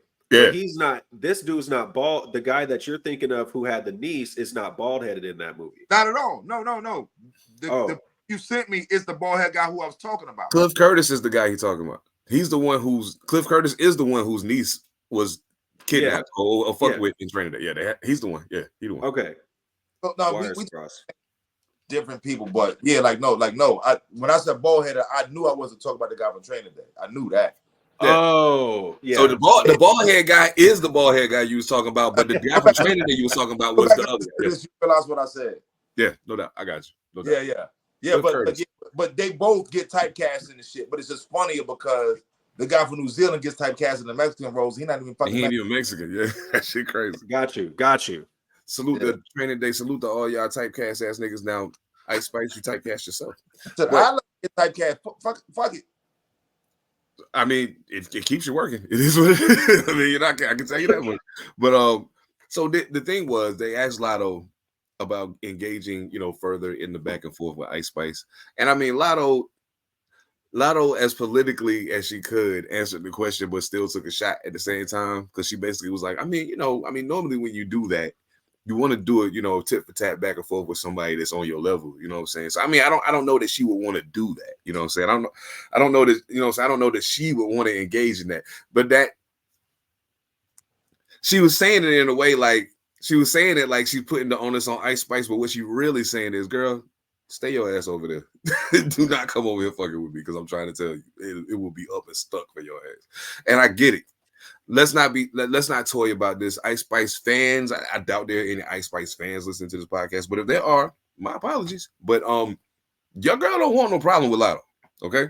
I'm gonna just put it out there. It's real in the field, and that's just what it is. But my question is this, and it has nothing to really do with Ice Spice and Lotto because I couldn't give two shits about that battle because in my opinion, that is an unfair fight. But if there was a fair fight between the ladies, especially judging by what just happened with Drake and Kendrick and the way they kind of energized the culture, you know what I'm saying? A part of me kind of want to see it just because the guys always get all of it, you know what I'm saying? We always get all of the love for the beef and the da-da-da. But some of the ladies, these ladies can rap their asses off, yo. And I'm just like, yo, I want to see it personally, you know what I'm saying? But it's got to be two worthy opponents. It can't be like, no disrespect to star power and all that, but Cardi B can't be part of that conversation. She's not one of the people I'm talking about. One of my qualifications for a rap beef to matter is you got to write it. That's one of my qualifications personally. The rest of y'all niggas, y'all be like, let Casper slip in the situation and all that. But I personally feel I feel how I feel about it. I'm just leave it at that. But what y'all think? I'm just saying. I'm kind of right there with you. No, I mean, I don't think it's necessary because at least on the article, the way that it's phrased and the way that I get from it is that Lotto is looking to have beef with somebody to be included in the whole beef conversation that's been going on with Kendrick and Drake. I didn't think about that. That's what I think. So I'm like, it's not necessary just because you've been watching these two that now it's like, well, I want some beef too. Marketing. Marketing. Yeah. But to Seven's point though, I think Lotto would dust the bitch straight the fuck up. I think Lotto would dust a whole lot of bitches. I agree. I agree. That's Ice Spice. I think Lotto would dust plenty bitches. You know what I'm saying? Well, her country ass. I do. I think Lotto nice. I think she dope. Lotto dope, yeah. Like, but I think she'll dust the bitch. But I don't give a fuck if it happens or not. Like who? Okay, like we talking about Ice Spice. Well, no, I mean to take it off of them two though. That's what I was saying. Like, I ain't talking about them two in particular. I'm talking about say if it was fucking Soraka 3D and T or some shit. Like I'm just saying, like, I don't know. I don't do that because I don't like to stir up things possible. Okay. And again, I was simply saying to take it off of them. I'm just saying, ladies, period. Yeah. I understand what you're saying. I don't give a fuck. I can dig it. Yeah, if it happens, it happens. Cool. Like, oh shit, I'm gonna watch it. But other than that, like, I ain't looking for it. I can think of some matchups I'd like to see, but I ain't gonna say that. I don't give a fuck. I can think of a matchup. I can think of a couple matchups I'd like to see. But yeah, like that's yeah. I was like, man, I was like, I don't want to see that. But you saying Cyrock, I know two women right now who I think that would be an incredible matchup, but I wouldn't even put that in the atmosphere because they know each other, they friends. No doubt. Yeah, absolutely. Absolutely. And, you know, but I do feel like outside influences sometimes spark this kind of shit. You know what I'm saying? So like I wouldn't do that. Well, hey, first of all, MCs listen to me. I love the other two women to the point where I wouldn't even want to see them engage in that. Because if Cyrock do bust y'all bitches up, like, I'm coming right to this motherfucker to talk about it. I don't give a fuck. If one of y'all might listen and you know I'm talking about you too, yeah, I think she'll bust you up. Oh man, yeah, I was like, man, yo, because it just made me start thinking. I was like, damn, you know what? We ain't had a real good like back and forth with the ladies. Well, it's been a minute. One of them think now she might bust her up. She might bust Cyrock up. Cause I know her. She's I don't know. Ooh, it'll be fun to watch, but I ain't. What is homegirl? What is his name? Hold up, give me 2 seconds. I gotta find her real quick. I think I know her name, but I don't want to get this wrong. Oh yeah. And this ain't got nothing to do with no beef or nothing. That was just a simple question. It's been answered. We done with that. But I just want to give a salute to Saba the Goddess. She's really dope. Indigo Phoenix, really dope. Like that's the sis right there, Indigo Phoenix, really like it's a lot. Dog, listen to me. I understand that there are people who feel like the wave is coming to an end, so to speak. Stop letting these commercial niggas and their commercial opinions influence how you look at hip hop. The women been rolling, and they gonna continue to do it, and they really dope. And all you gotta do is tune in. As a matter of fact, at this juncture in life, I will tell you the same thing I'm sure you've heard from millions of people. At this point in 2024, if you saying hip hop is dead and ain't no good music out, you're just a bum, lazy ass motherfucker standing on whole shit and won't go look for it because it's out there. It's out there, plenty of it. It's 3 niggas on the screen right now that make dope ass music. So I mean, come on, man. Yeah, play me better. Like you do that shit on the other side of town, man. Do that shit with them niggas. Don't do that shit with us. You know what I'm saying? Before I even dive into the other shit, I did want to get into this. I actually meant to start with this so I wouldn't have to like fuck with the energy later on in the session. But rest in peace to Sheila Jackson Lee. Democrat from Texas. She passed away at 74 years old after a battle with cancer. She's the Queens native. She's been very instrumental in these kind of things are hard for me, yo, because of how I feel about politics. But like, salute to her for being who she's been for 30 plus years and trying to stand up for what she feels is the right thing. You know what I'm saying? And being able to work across lines with people who she supposedly don't ideologically align with, just to try to get something done that needs to be done for the people. So salute to her for that. Rest in peace. Much love to her family and everybody who was affected by her passing. I like how you put that. Yeah, because I mean, at times, man, I've had to learn in due time. Sometimes I have to tuck the way I feel about a certain thing because in the death of a person, sometimes like how I may feel about who they were in that regard don't matter. Like, it's not like you was a serial killer and shit like that. You wasn't some, maliciously awful person. You were a politician. And that is what it is. However I feel about politics, that is what it is. And you, at the very least, thought you were trying to do the right thing. So if that's how you felt and you fought for that, I respect it. It's all good. I ain't tripping. My personal opinions about politics cannot creep into that, and it almost did. And I'm glad I caught myself before that happened. Oh man, yeah. Rest in peace to her, man.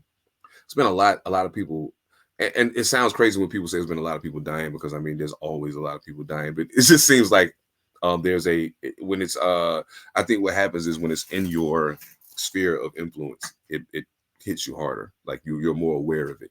Because the average everyday Joe around the corner, like the whole block around the corner from me could pass away and I might not know shit. You know what I'm saying? Because I don't fuck with them. But like let MC Jody Knock Knock from fucking Atlanta die, and I'm gonna be affected by it because it's a hip hop artist who died, and I'm part of the hip hop community. So I mean, even if I'm not shedding tears, I'm gonna be affected by it. He's a hip hopper, a young black man, gone for whatever the reason may be. You know what I'm saying?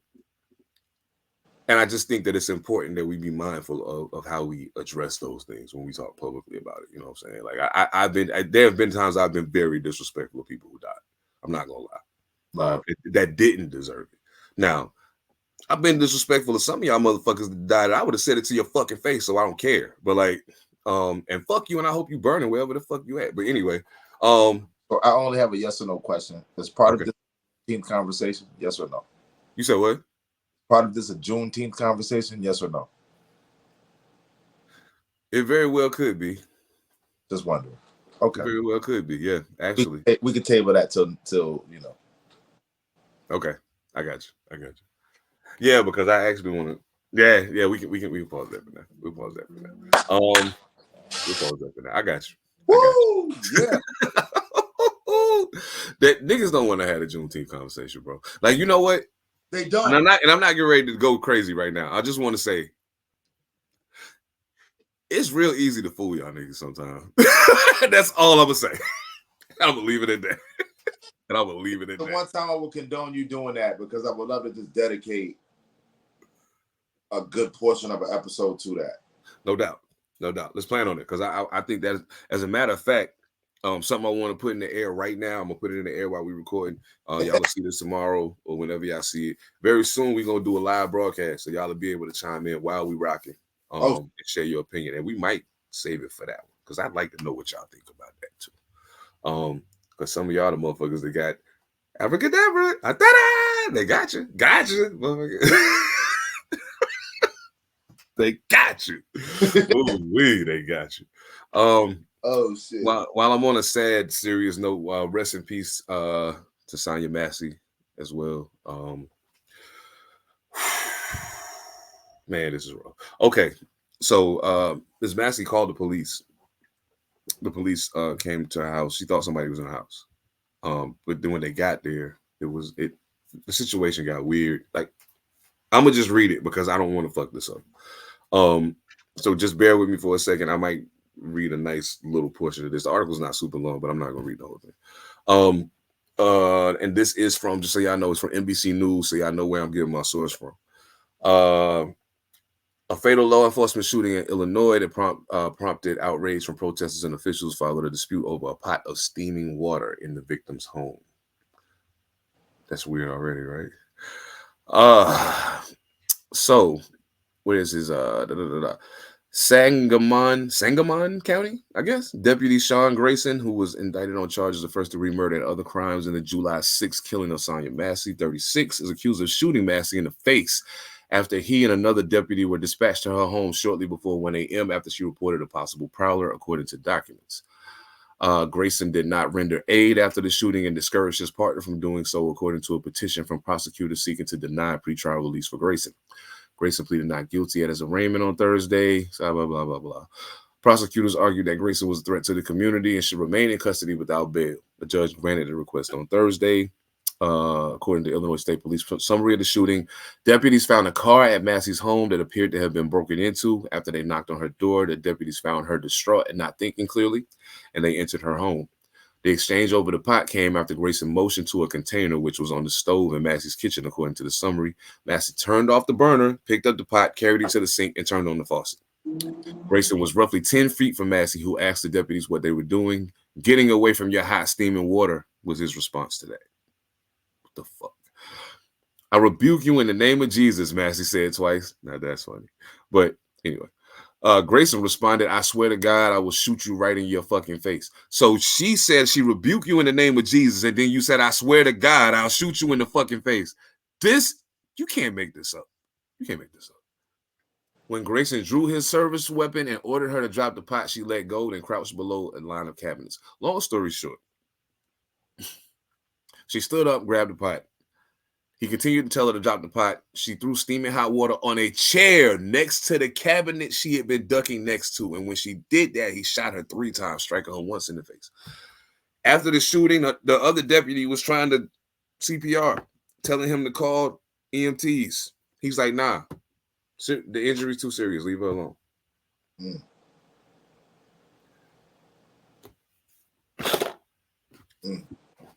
First of all, Sean Grayson, I would love to be in a very small room with you for like 5 minutes. That's all I really need. It's 5 minutes. That's all I need. I would love to do that.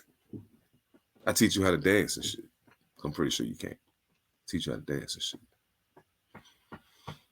See, in my mind, this is what I see. I see a woman potentially going through something. Up here, going through something. And the fact that you thought somebody even could have possibly been in your house. Okay. I mean, that's possible. It happens all the time. That's possible. You called who they say you supposed to call if something like that happened. That's what they tell you to do. Somebody breaking your house. Somebody breaking your car. Call 911.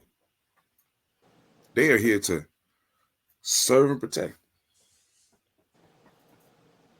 Well, needless to say, I think Sean Grayson might have a different definition of serve and protect than most other people.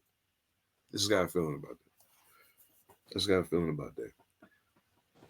But the way that you responded to that woman in the state that she was in, putting water in a pot, you came there with evil intentions. Your intentions wasn't good from the door, cuz. At all. I'm gonna get in trouble if I say that. Don't say it. Don't say it. Okay. Yeah. Thoughts, gentlemen? This is some bullshit. Anybody?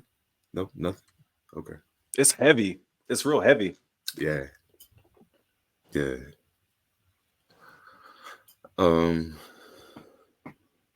Hey man, fuck the police, man. For real. On everything. Fuck the police. All of y'all. Every single one of you. And you know what? They first thing they say is, oh man, they not all bad. No, fuck that. What they stand for is bad. What they represent is bad. So if you got that badge and that uniform on, then fuck you. Because you stand for that. And you see what your homie doing? You see what your homie's been doing? What you doing about it? If I live in the house with the nigga selling crack and I don't stop him from selling crack, I'm just as guilty as he is. If I know what he's doing. How the fuck how do y'all get excused from that? Qualified immunity? Suck my dick. Fuck y'all.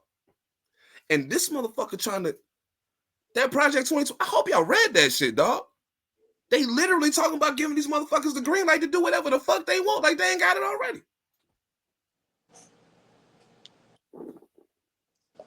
And you niggas is too busy defending the fact that Trump said he's not associated. You motherfuckers are crazy, man.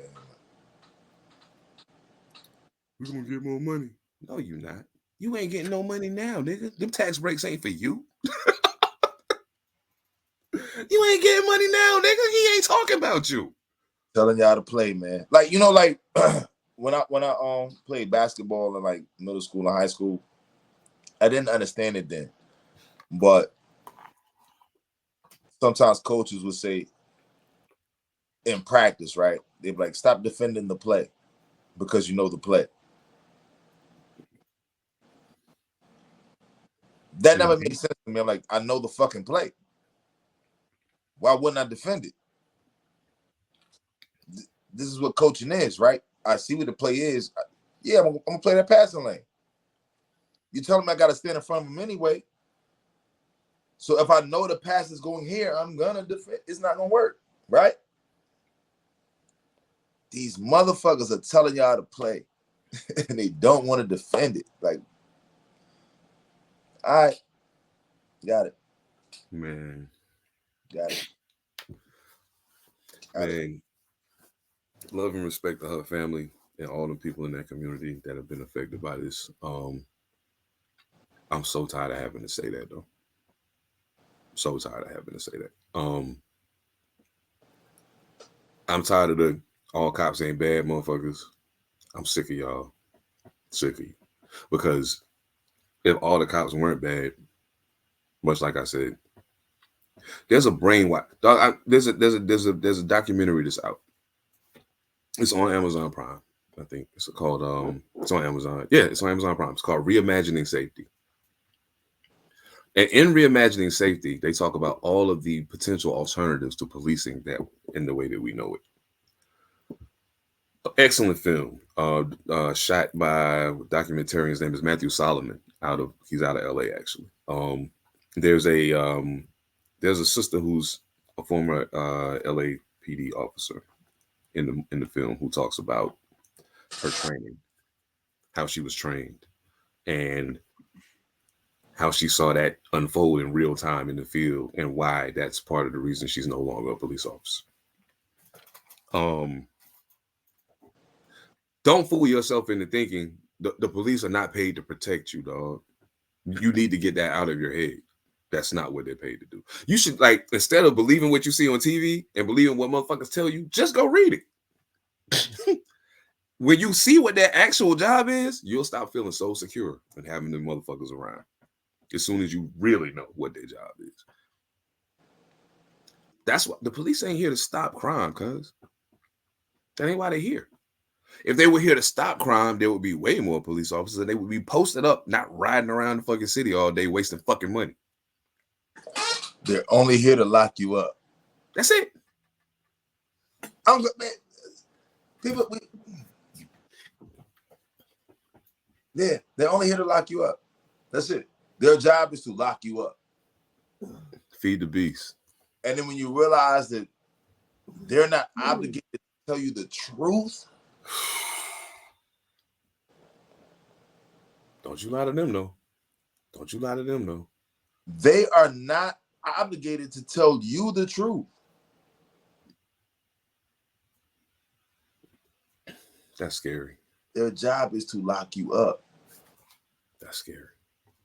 Yeah, we can say maintaining the peace and all this other shit. You know what I'm saying? But their job is to lock you up. Yo, this is, and this flows beautifully into the very next thing I want to talk about real quick before we get out of here. But yeah, rest in peace to her. Much love to her family. Fuck the police.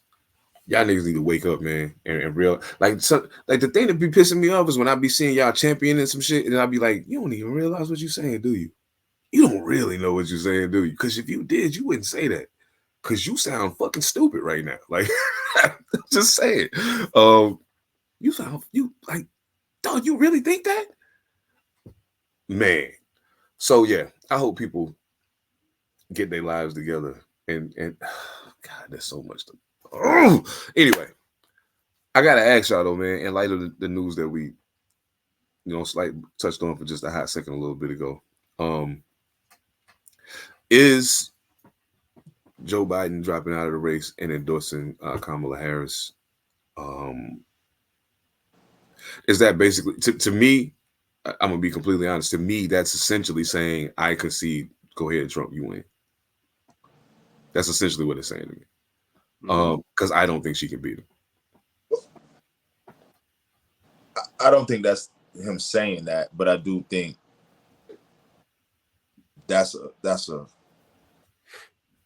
idea that's going to be going around. But I don't think that's them saying that.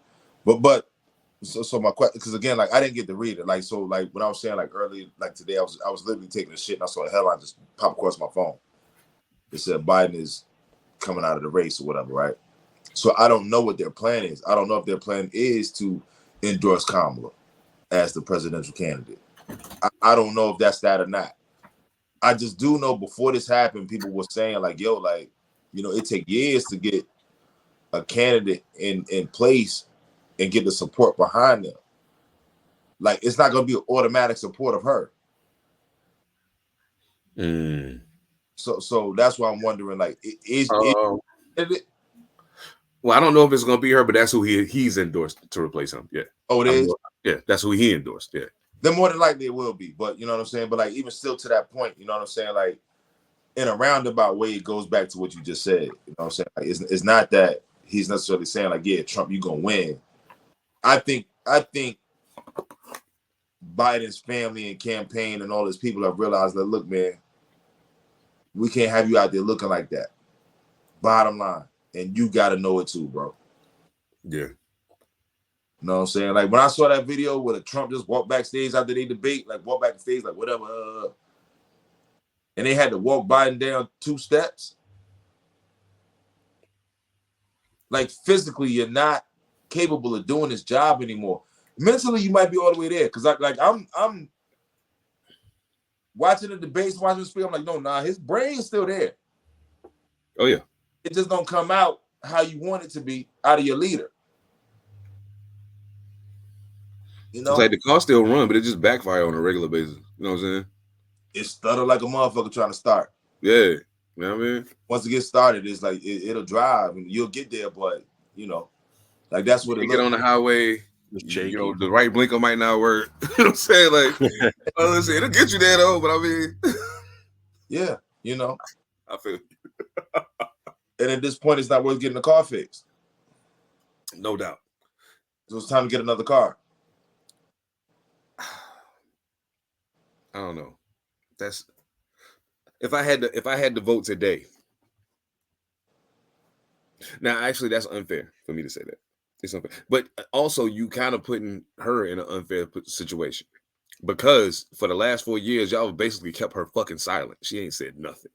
She been quiet as fuck for the last 4 years. Now you can't get the job done, and you need her to do it the same way you needed to go get her in order for you to win. Don't think we didn't see that. Like, as much as I may not support her, I saw the fucking play. Like, everybody saw that shit from a mile away. You needed her to win. You wasn't gonna win without her. It had to be her. Or the other person they was talking about was the former first lady. That she was like, I don't want nothing to do with it. I'm done with that. Them 8 years was enough for me. I'm cool. Well, I was more on if I'm not the president, I don't want to be a part of it. That's yeah, no doubt. Yeah. And I'm like, okay.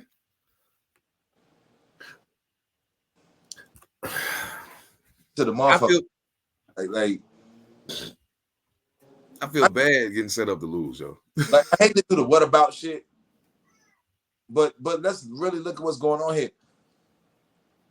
The president, wait a minute. The presidential candidate on the other side,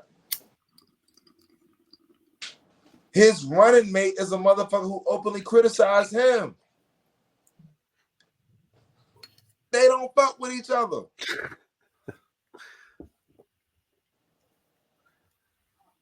Think about how crazy that is. And you motherfuckers are still saying, yeah, him.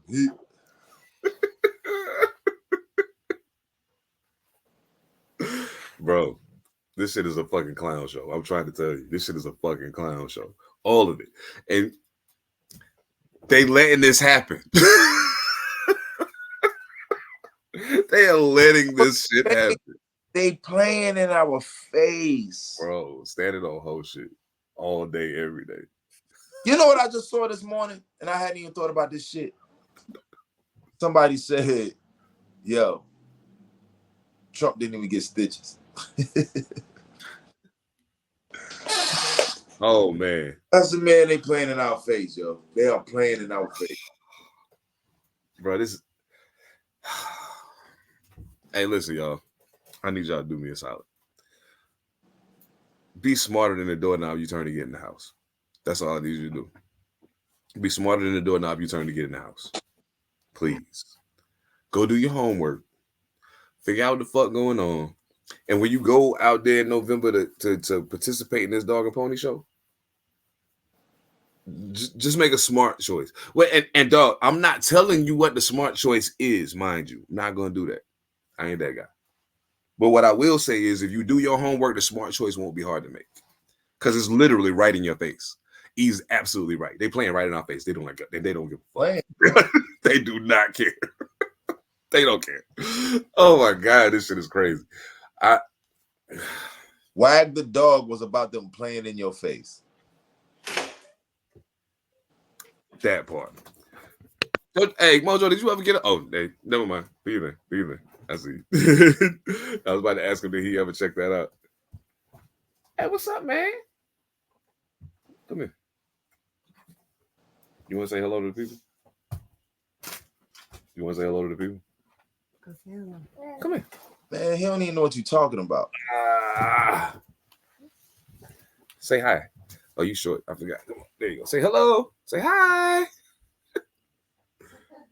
He don't even know what you're talking about. Hey, you ain't gonna speak to nobody. You just gonna sit there with your tongue out looking crazy. Love you, man. Now you want to talk when I put you back on the floor. See how niggas do. That's your fault. That's your fault. Let's go have some pancakes. Come on. Pancake time. Come on. Love you, man. Corey. Stop staring at the light, you weirdo. What's wrong with you? Oh man, nah. I was wanting to ask Mojo. I know you the. Oh, he's still talking. Never mind. This nigga, I look up and see the back of his head. I'm like, oh shit. I want to ask this nigga about the because I know it's a lot of things changing on the. Oh, I can't come right now. I'm doing something, but I'll be there in a minute. He's like, yo, you got to come with me right now. We got something important we got to do right now. Come on. Oh man, but nah. I was gonna ask you, Mojo, is there any new dope anime out? Because I actually kind of want to start trying to get into it a little bit, but I don't really know where to start. So like. I'm gonna be real with you. I've just been so sucked into Dragon Ball Z that I haven't really been checking for anything. I've had some suggestions. Let me see if I can find them. So what you're saying, Dragon Ball Z? Like, are these new episodes? No, I'm watching the stuff that came out in the 90s and the early 2000s. Okay, because like when you said that shit, so I used to get high and watch Dragon Ball Z back in the day. Okay, that's a good way to do it. Yeah. Yeah. I'm saying came on the right time of night. You know what I'm saying? Right. Yeah. So when you and the fact that it's still prevalent, like I was just in a show maybe like 2-3 months ago with a cat who had a fucking I don't know what you call it, but like it looked like a carpet, but motherfuckers wear it. Okay. You know what I'm saying? Look like the old Clint Eastwood movies, like the niggas put the shit. Oh yeah. Like a poncho. Right. It was a poncho. Okay. But it was built like a carpet. Poncho Villa. Like it was weaved like this nigga. It was weaved like a. But it was Dragon Ball Z in the motherfucker. That's fire. You know what I'm saying? Like so, like I, obviously I just know Dragon Ball Z is always just gonna be like one of those. It's like, granddaddy shit. Like it just runs shit. Right. It's a classic. No, the reason why it's still prevalent and stuff like that is because they are making newer episodes, and so they've been able to run with the whole like I'm strong, big bad enemy who's stronger comes down, so I get stronger. Like they were able to run with that, and so Vegeta and Goku are like gods now, like literal gods in the show now. Oh, okay. So have you watched all of it? Not all of Dragon Ball Z or just everything. Well, I mean, like, I know what happens after this. That's why I'm asking that. Like, had you all of Dragon Ball Z? Yeah, I know what goes on. Yeah, okay. Yeah. No, I'm kind of dreading getting to the Buu saga because I was so worn out from the Cell saga when I was a kid. Right. Because I'm like the not necessarily filler episodes. It's just there was just so much going on. It's like damn, and they only had so much of a break. Yeah. And then you got Boo and I think his name is Bibbidi or something like that. The whole Majin series. Like that's my favorite. That's my favorite. Yeah. Shout out to Noah James. Majin Buu. These niggas was Asian. They sound like niggas from the hood. Bibbidi and Boo.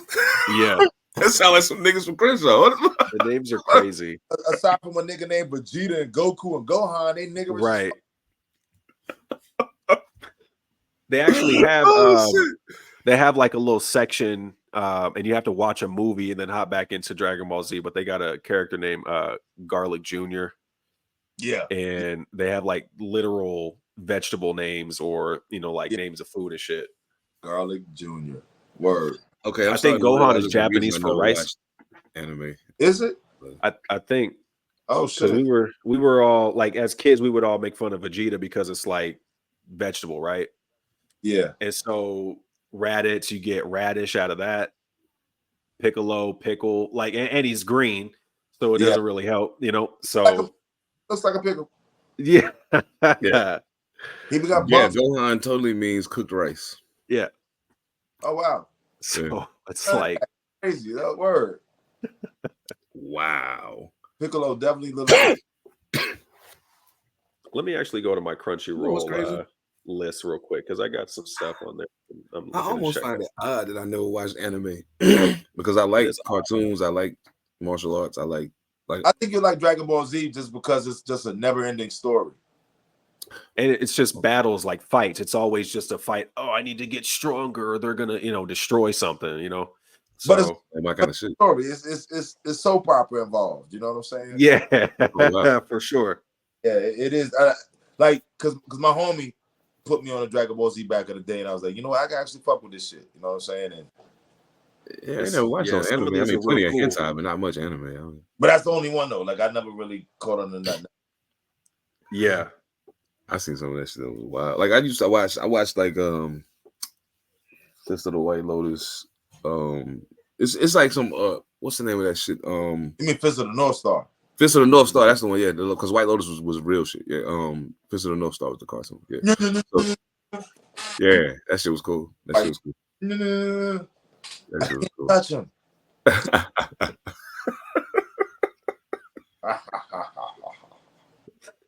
Like, where do you get these niggas? I don't know. I have no idea. Like what else? Oh. Man, I ain't even gonna front. I was thinking Pai Mei was that nigga. Who that? Pai Mei. So in case you didn't know, and I'm on a tangent. Kill Bill. Oh yeah. That Pai Mei was often a villain in a lot of the movies, but he had a brother named Padme. So depending on watching, either Padme or Pai Mei was the nigga you had to fight. Oh, Kill Bill was based on them niggas. Wow, Kill Bill is dope too. It was dope. Kill Bill, my shit. I just watched those shit recently. But if you've never seen Fist of the White Lotus, Mojo, please watch it. That should never have lost a fight. Never. Hey, I just want to say to y'all non-martial artists out there, I just want y'all to know how much of an insult Hi-Ya is to us. That's my Pai Mei. No doubt. Like, nah, it's just, it's almost like, okay, so you know how you had a stereotypical way that people imitate a rapper or somebody black talking to them. And they hunch their back and then they start moving their arms and they're like, yo, yo, yo, yo. And I'm like, dog, we don't do that though. Like, what the fuck are you doing? Like, I mean, when I was go ahead. I hate that shit because I'm like, dog, there's a such thing as feeding too far into a stereotype. Like when you feed so far into a stereotype that you can't talk to a person that represents that group that you're thinking the stereotype about without changing who you are to talk to them, there's something very wrong. And I know that I've been a victim of it because I've been at an Asian restaurant and they start talking to me and then I start talking back to them the same way. And I'm like, oops, my bad. I usually be doing that as a joke. I ain't mean to do that. I'm so sorry. You know what I'm saying? Sometimes they be like, hi, and they cool. You know what I'm saying? And other times it's like, oh, okay. And when it's the, okay, I get up and leave. I'm not eating there. Nope. Because you probably went back there and told Wing Fu Long and them that I was out here making jokes and shit. And now them niggas about to put that extra special on my shit. So I'm getting the fuck out of here. You're not making it better now. Not at all. Making it worse. It's just jokes, man. It's just jokes. You're not making it. This is jokes, man. That's cool. I mean, come on, man. Let's be honest. You know what? You could have said the name of a food for that joke. The name of a food? Oh, of what I ordered? Nah, I'm saying you made a banana. You could at least have said egg foo young or some shit like that. Like you said wing Fu Long. Wing fool. Yeah, that's some illustration. Yo, man, look. Hey, dog, listen. No racism. No racism. Yeah, nah, it was jokes. It's all jokes. But nah, I was just like, yo, nah. Whenever I feel the vibe from the waiter, I'm like, yo, I already know. I used to wait tables, dog. I know what time it is. You think I ain't never go back there when you got saucy with me at the table and told my man, hey, yo, that one right there, drop it. Telling on myself, I don't give a fuck. But yo, yeah. Dog, sometimes y'all gotta understand, people working in service industries are paid to smile and be nice to you. That's what we're paid to do. That don't mean that's who the fuck we are. Don't get it fucked up. Don't get it fucked up. Cause you drop it. I'm telling you, in a heartbeat. Give a fuck. I'll do it. Man, never mind. I was about to go too far. But yeah, I was about to go too far on that. My bad. get the extra nut butter. Yo, y'all ever seen the movie Waiting? Yes. With Ryan Reynolds? Yes. Yeah. Oh my God. Yo. It's a movie called Waiting with Ryan Reynolds and Justin Long. And I can't remember old dude with the George Jefferson with the bald up top of the white dude. He and all the shit though. He's a fucking clown. This shit is hilarious because it's and your man in it. Oh shit. Talking about Luis Guzman? Luis Guzman, yeah, he in it. Yeah, Luis Guzman in it. Yeah, that nigga be that nigga got 10 million. Yo, his IMDb shit like you gotta scroll that shit for 9 hours, yo. He been in all this shit. But yo, that shit is hilarious. But what it is it's a super exaggerated look at the restaurant industry and how it operates. You know, so as far as inside the store, as far as from the manager to the waiters to the cookers to the cooks, all of that. And when I watched it, you know, I'm laughing, but I'm like, dog, now this shit kind of real. Like it's real, but it ain't. They took it and like turned it up to 1,000. So like, you know what I mean, to make it funny. But it's really like that. Like you come in here talking crazy. Like, why you talking crazy sitting at this table when I got to go back there to get your food and you can't see me? Are you crazy? Like, I wouldn't do nothing to kill you. You know what I'm saying? But fuck it. So listen, check this out. I was a manager at Wendy's for like 10, 11 years. Right? So one night, it's like, we close at 1 o'clock. It's like 12:40. I'm trying to get to the point of shutting down the frosting machine. So normally I wait till like 12:45 to do that. So I'm waiting. Like 12:43 roll around, a car come through the drive-thru. That's a cop. And he don't want nothing else but a medium frosty. However, the way he asked for that medium frosty was not very kind. And the reason, now I kind of sort of understand the reason. He came another night that I wasn't closing, and they had already shut the frosting machine down at like 11:30. Now, I know that happened because they ran out of mix for the machine. He don't know that. And I don't know if they explained that to him. They just told him the machine was down. So when he orders this frosty this particular night, he makes sure that he called back to the night that he came before when the machine was down, and he was rather belligerent about it. I just wanted my goddamn frosty. It's hot outside.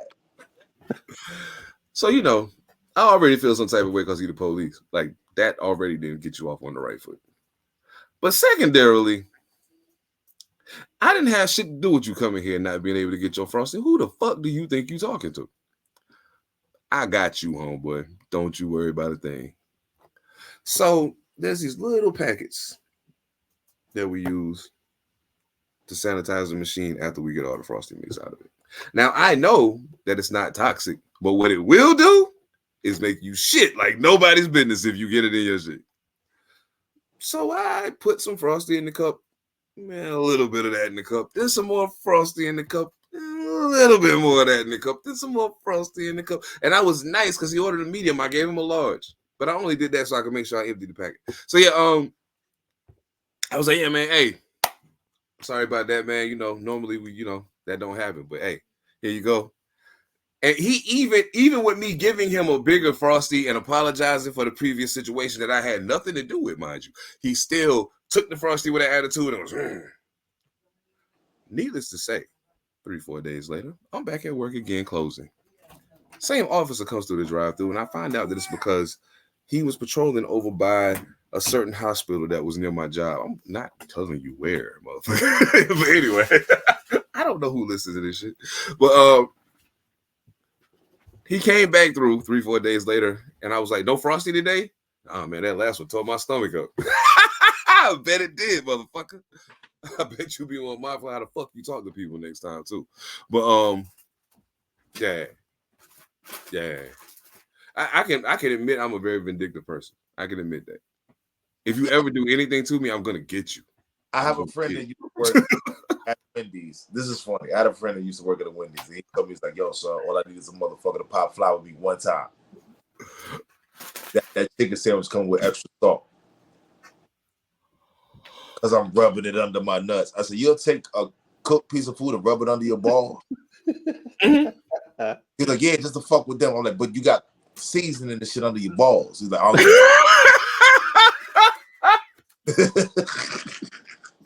a fuck. I'm fucking dead, yo. Talk to me crazy? Yeah, you getting all of this. All of this. Like, you get all of this. You get all of it.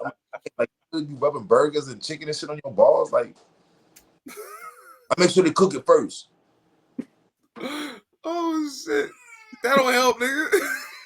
No. So he don't have raw shit on his balls. That's what he was saying. So his ball, I'm like, nigga, I ain't asking about your balls. Just listen to what we talking about here. Yeah, fuck that. Nah, you pop fly with me. Nah, yeah, you get some extra seasoning with that. Yo, that's wild as fuck, yo. Hey, I will. Okay, one last story. Then we can get the fuck off of this, man. But That's disgusting. so one night, no, this is during broad daylight. It's like I had switched to a different store, so I'm working daytime. I'm at the time when the other stuff happened, I was a shift manager, closing shift manager. And now I got promoted to assistant manager, moved to another store, and I work day and night, different shifts now. This particular day, it's like 3:30, 4 o'clock in the afternoon. I get off at 5. I'm almost getting the fuck out of here, chilling, doing my thing, trying to coast to the end of my shift, and this car pulls up in the drive-through and it's ding. So my homie answers the bell. He starts the lady in the driver's seat ordering the food. But the whole time she's ordering, she's very nice. Very nice. The motherfucker on the passenger seat, this nigga just popping off. And I think he trying to be funny. Just so happened, though, I wasn't in the mood for funny that day. You know what I'm saying? Like, sorry. You caught me on the wrong day, bro. It's a day I might have laughed at that shit. Today ain't that. So, he's talking crazy. She was like, yo, you want something? Yeah, I want a large fry. And my shit better be hot with no fucking salt, too. Or I'm going to come up in there. Really? Okay. So I very politely took the fry thing and picked it up and moved it. Because, if you ever work fast food, up under where the fries go, like mad fries fall down in the bottom in the grease. So I scooped his whole order of fries up from that grease, dumped them back in the fryer to make sure they was hot. Because he asked for hot fries. I want to make sure that I give my customer what he asking for. You feel me? So I made sure they was hot. And so then he said no salt. I obviously forgot that part. Oops. Because I took the fries and put them on a tray so I wouldn't have to fuck up the whole thing. I took the top off of the salt shaker and dumped the whole thing on his fries. Then I took the paper and used it to put the fries back in the container. Put them in the bag and put them in a bag by themselves and said, this is his hot fry right here. Make sure he get that. My whole crew know what's going on. They in on it. So we hand the bags out the window. We all walk out of the back of the store into the dining room and stand there like this. That motherfucker said, first he smiled because his fries was hot. As soon as he, oh my goodness, I wish you could have seen his face. Turned in, then the shit just sunk in. Just turned it like, backwards. It just, oh shit. That nigga looked like he was giving a lemon cunnilingus, I swear to God. But like, I was like, all right, cuz. So he all salty and mad. Salty, damn, I didn't even mean to do that. But yeah, he all salty and shit. And he slams the bag down on the floor in the car. He opens the car door, he stands up, and he looks. Now, mind you, you sitting in a car in a drive-through, you can't really tell how tall somebody is. I'm 6'3". My man next to me, he's 6'1". The other homie from the back window where they took the money at, he's 6'5". You know what I'm saying? Like, all the dudes on the shift is 6+. And we all just standing there like, what the fuck you gonna do? You know what I'm saying? That nigga politely got his monkey ass back in the car and drove the fuck off. 30 minutes later, the phone ring. I'm getting ready to walk out the door. I answer the phone. Hi, thanks for calling Wendy's. This is how can I help you? I was just there and da-da-da-da-da-da and blah, blah, blah, blah, blah. I said, really? That happened here? He was like, yeah. I said, do you know who the manager was? He was like, some tall, bald-headed motherfucker. Da-da-da-da-da. I said, oh, really? That's me. Did you enjoy your fries? The fuck you mean? Fuck you, bitch ass nigga. Hung up on his leg. But yeah, man, I did some wild shit when I was working fast food. I'm not gonna lie. I went out the back door with a big ass knife on niggas one time. Like, yo, son, I'm so glad I'm grown, dog. And the fucked up part is sometimes I be seeming so unhinged on this motherfucker, but this is me being grown. This is me grown, nigga. You should have met me when I was 21. Oh my god. It's a whole lot of niggas that fuck with me right now that would have never fucked me when I was 21. They'd be like, no, this nigga's too much. Nope. Nope. Hell no. Can't go nowhere without this nigga punching somebody. No. Nah. Can't do it. Oh man, I'm stupid. But yeah, you know. Thank y'all so much, man, for letting me be me today. I appreciate it. I needed to get that off. I needed that. I needed that. I needed today real bad. Salute the monster. Listen, man, I hope everything worked out. I know you had some shit you had to take care of. And man, shit, I know we was talking about doing that call or whatever. If y'all want, I'm just stop the recording. We can talk right now. It ain't gonna take long. But yeah, so salute to everybody that's tuned in. Salute to everybody standing on business and not on whole shit. And middle finger to all y'all whole shit ass niggas. All of y'all, especially Eagle Man, all y'all niggas. Fuck y'all. I said your name again, and I'm so fucking petty. I put the episode number and the standing on whole shit on the flyer in Philadelphia Eagles colors because I know that's your team. Yeah, I'm that nigga. I'm that nigga. Feel me? You one flight away, bitch. Don't play with me. Anyway, y'all know what it is, man. Salute the Echo Limitless. Salute the Pretty Kings. On behalf of my guys, Monsters Listen, of course, Mojo Barnes, ethemadassassin. I am Seven Da Pantha. We'll catch y'all next time, man. Y'all know what it is. One. I gotta pee real quick. I'll be right back. No doubt. On the recording. I love it.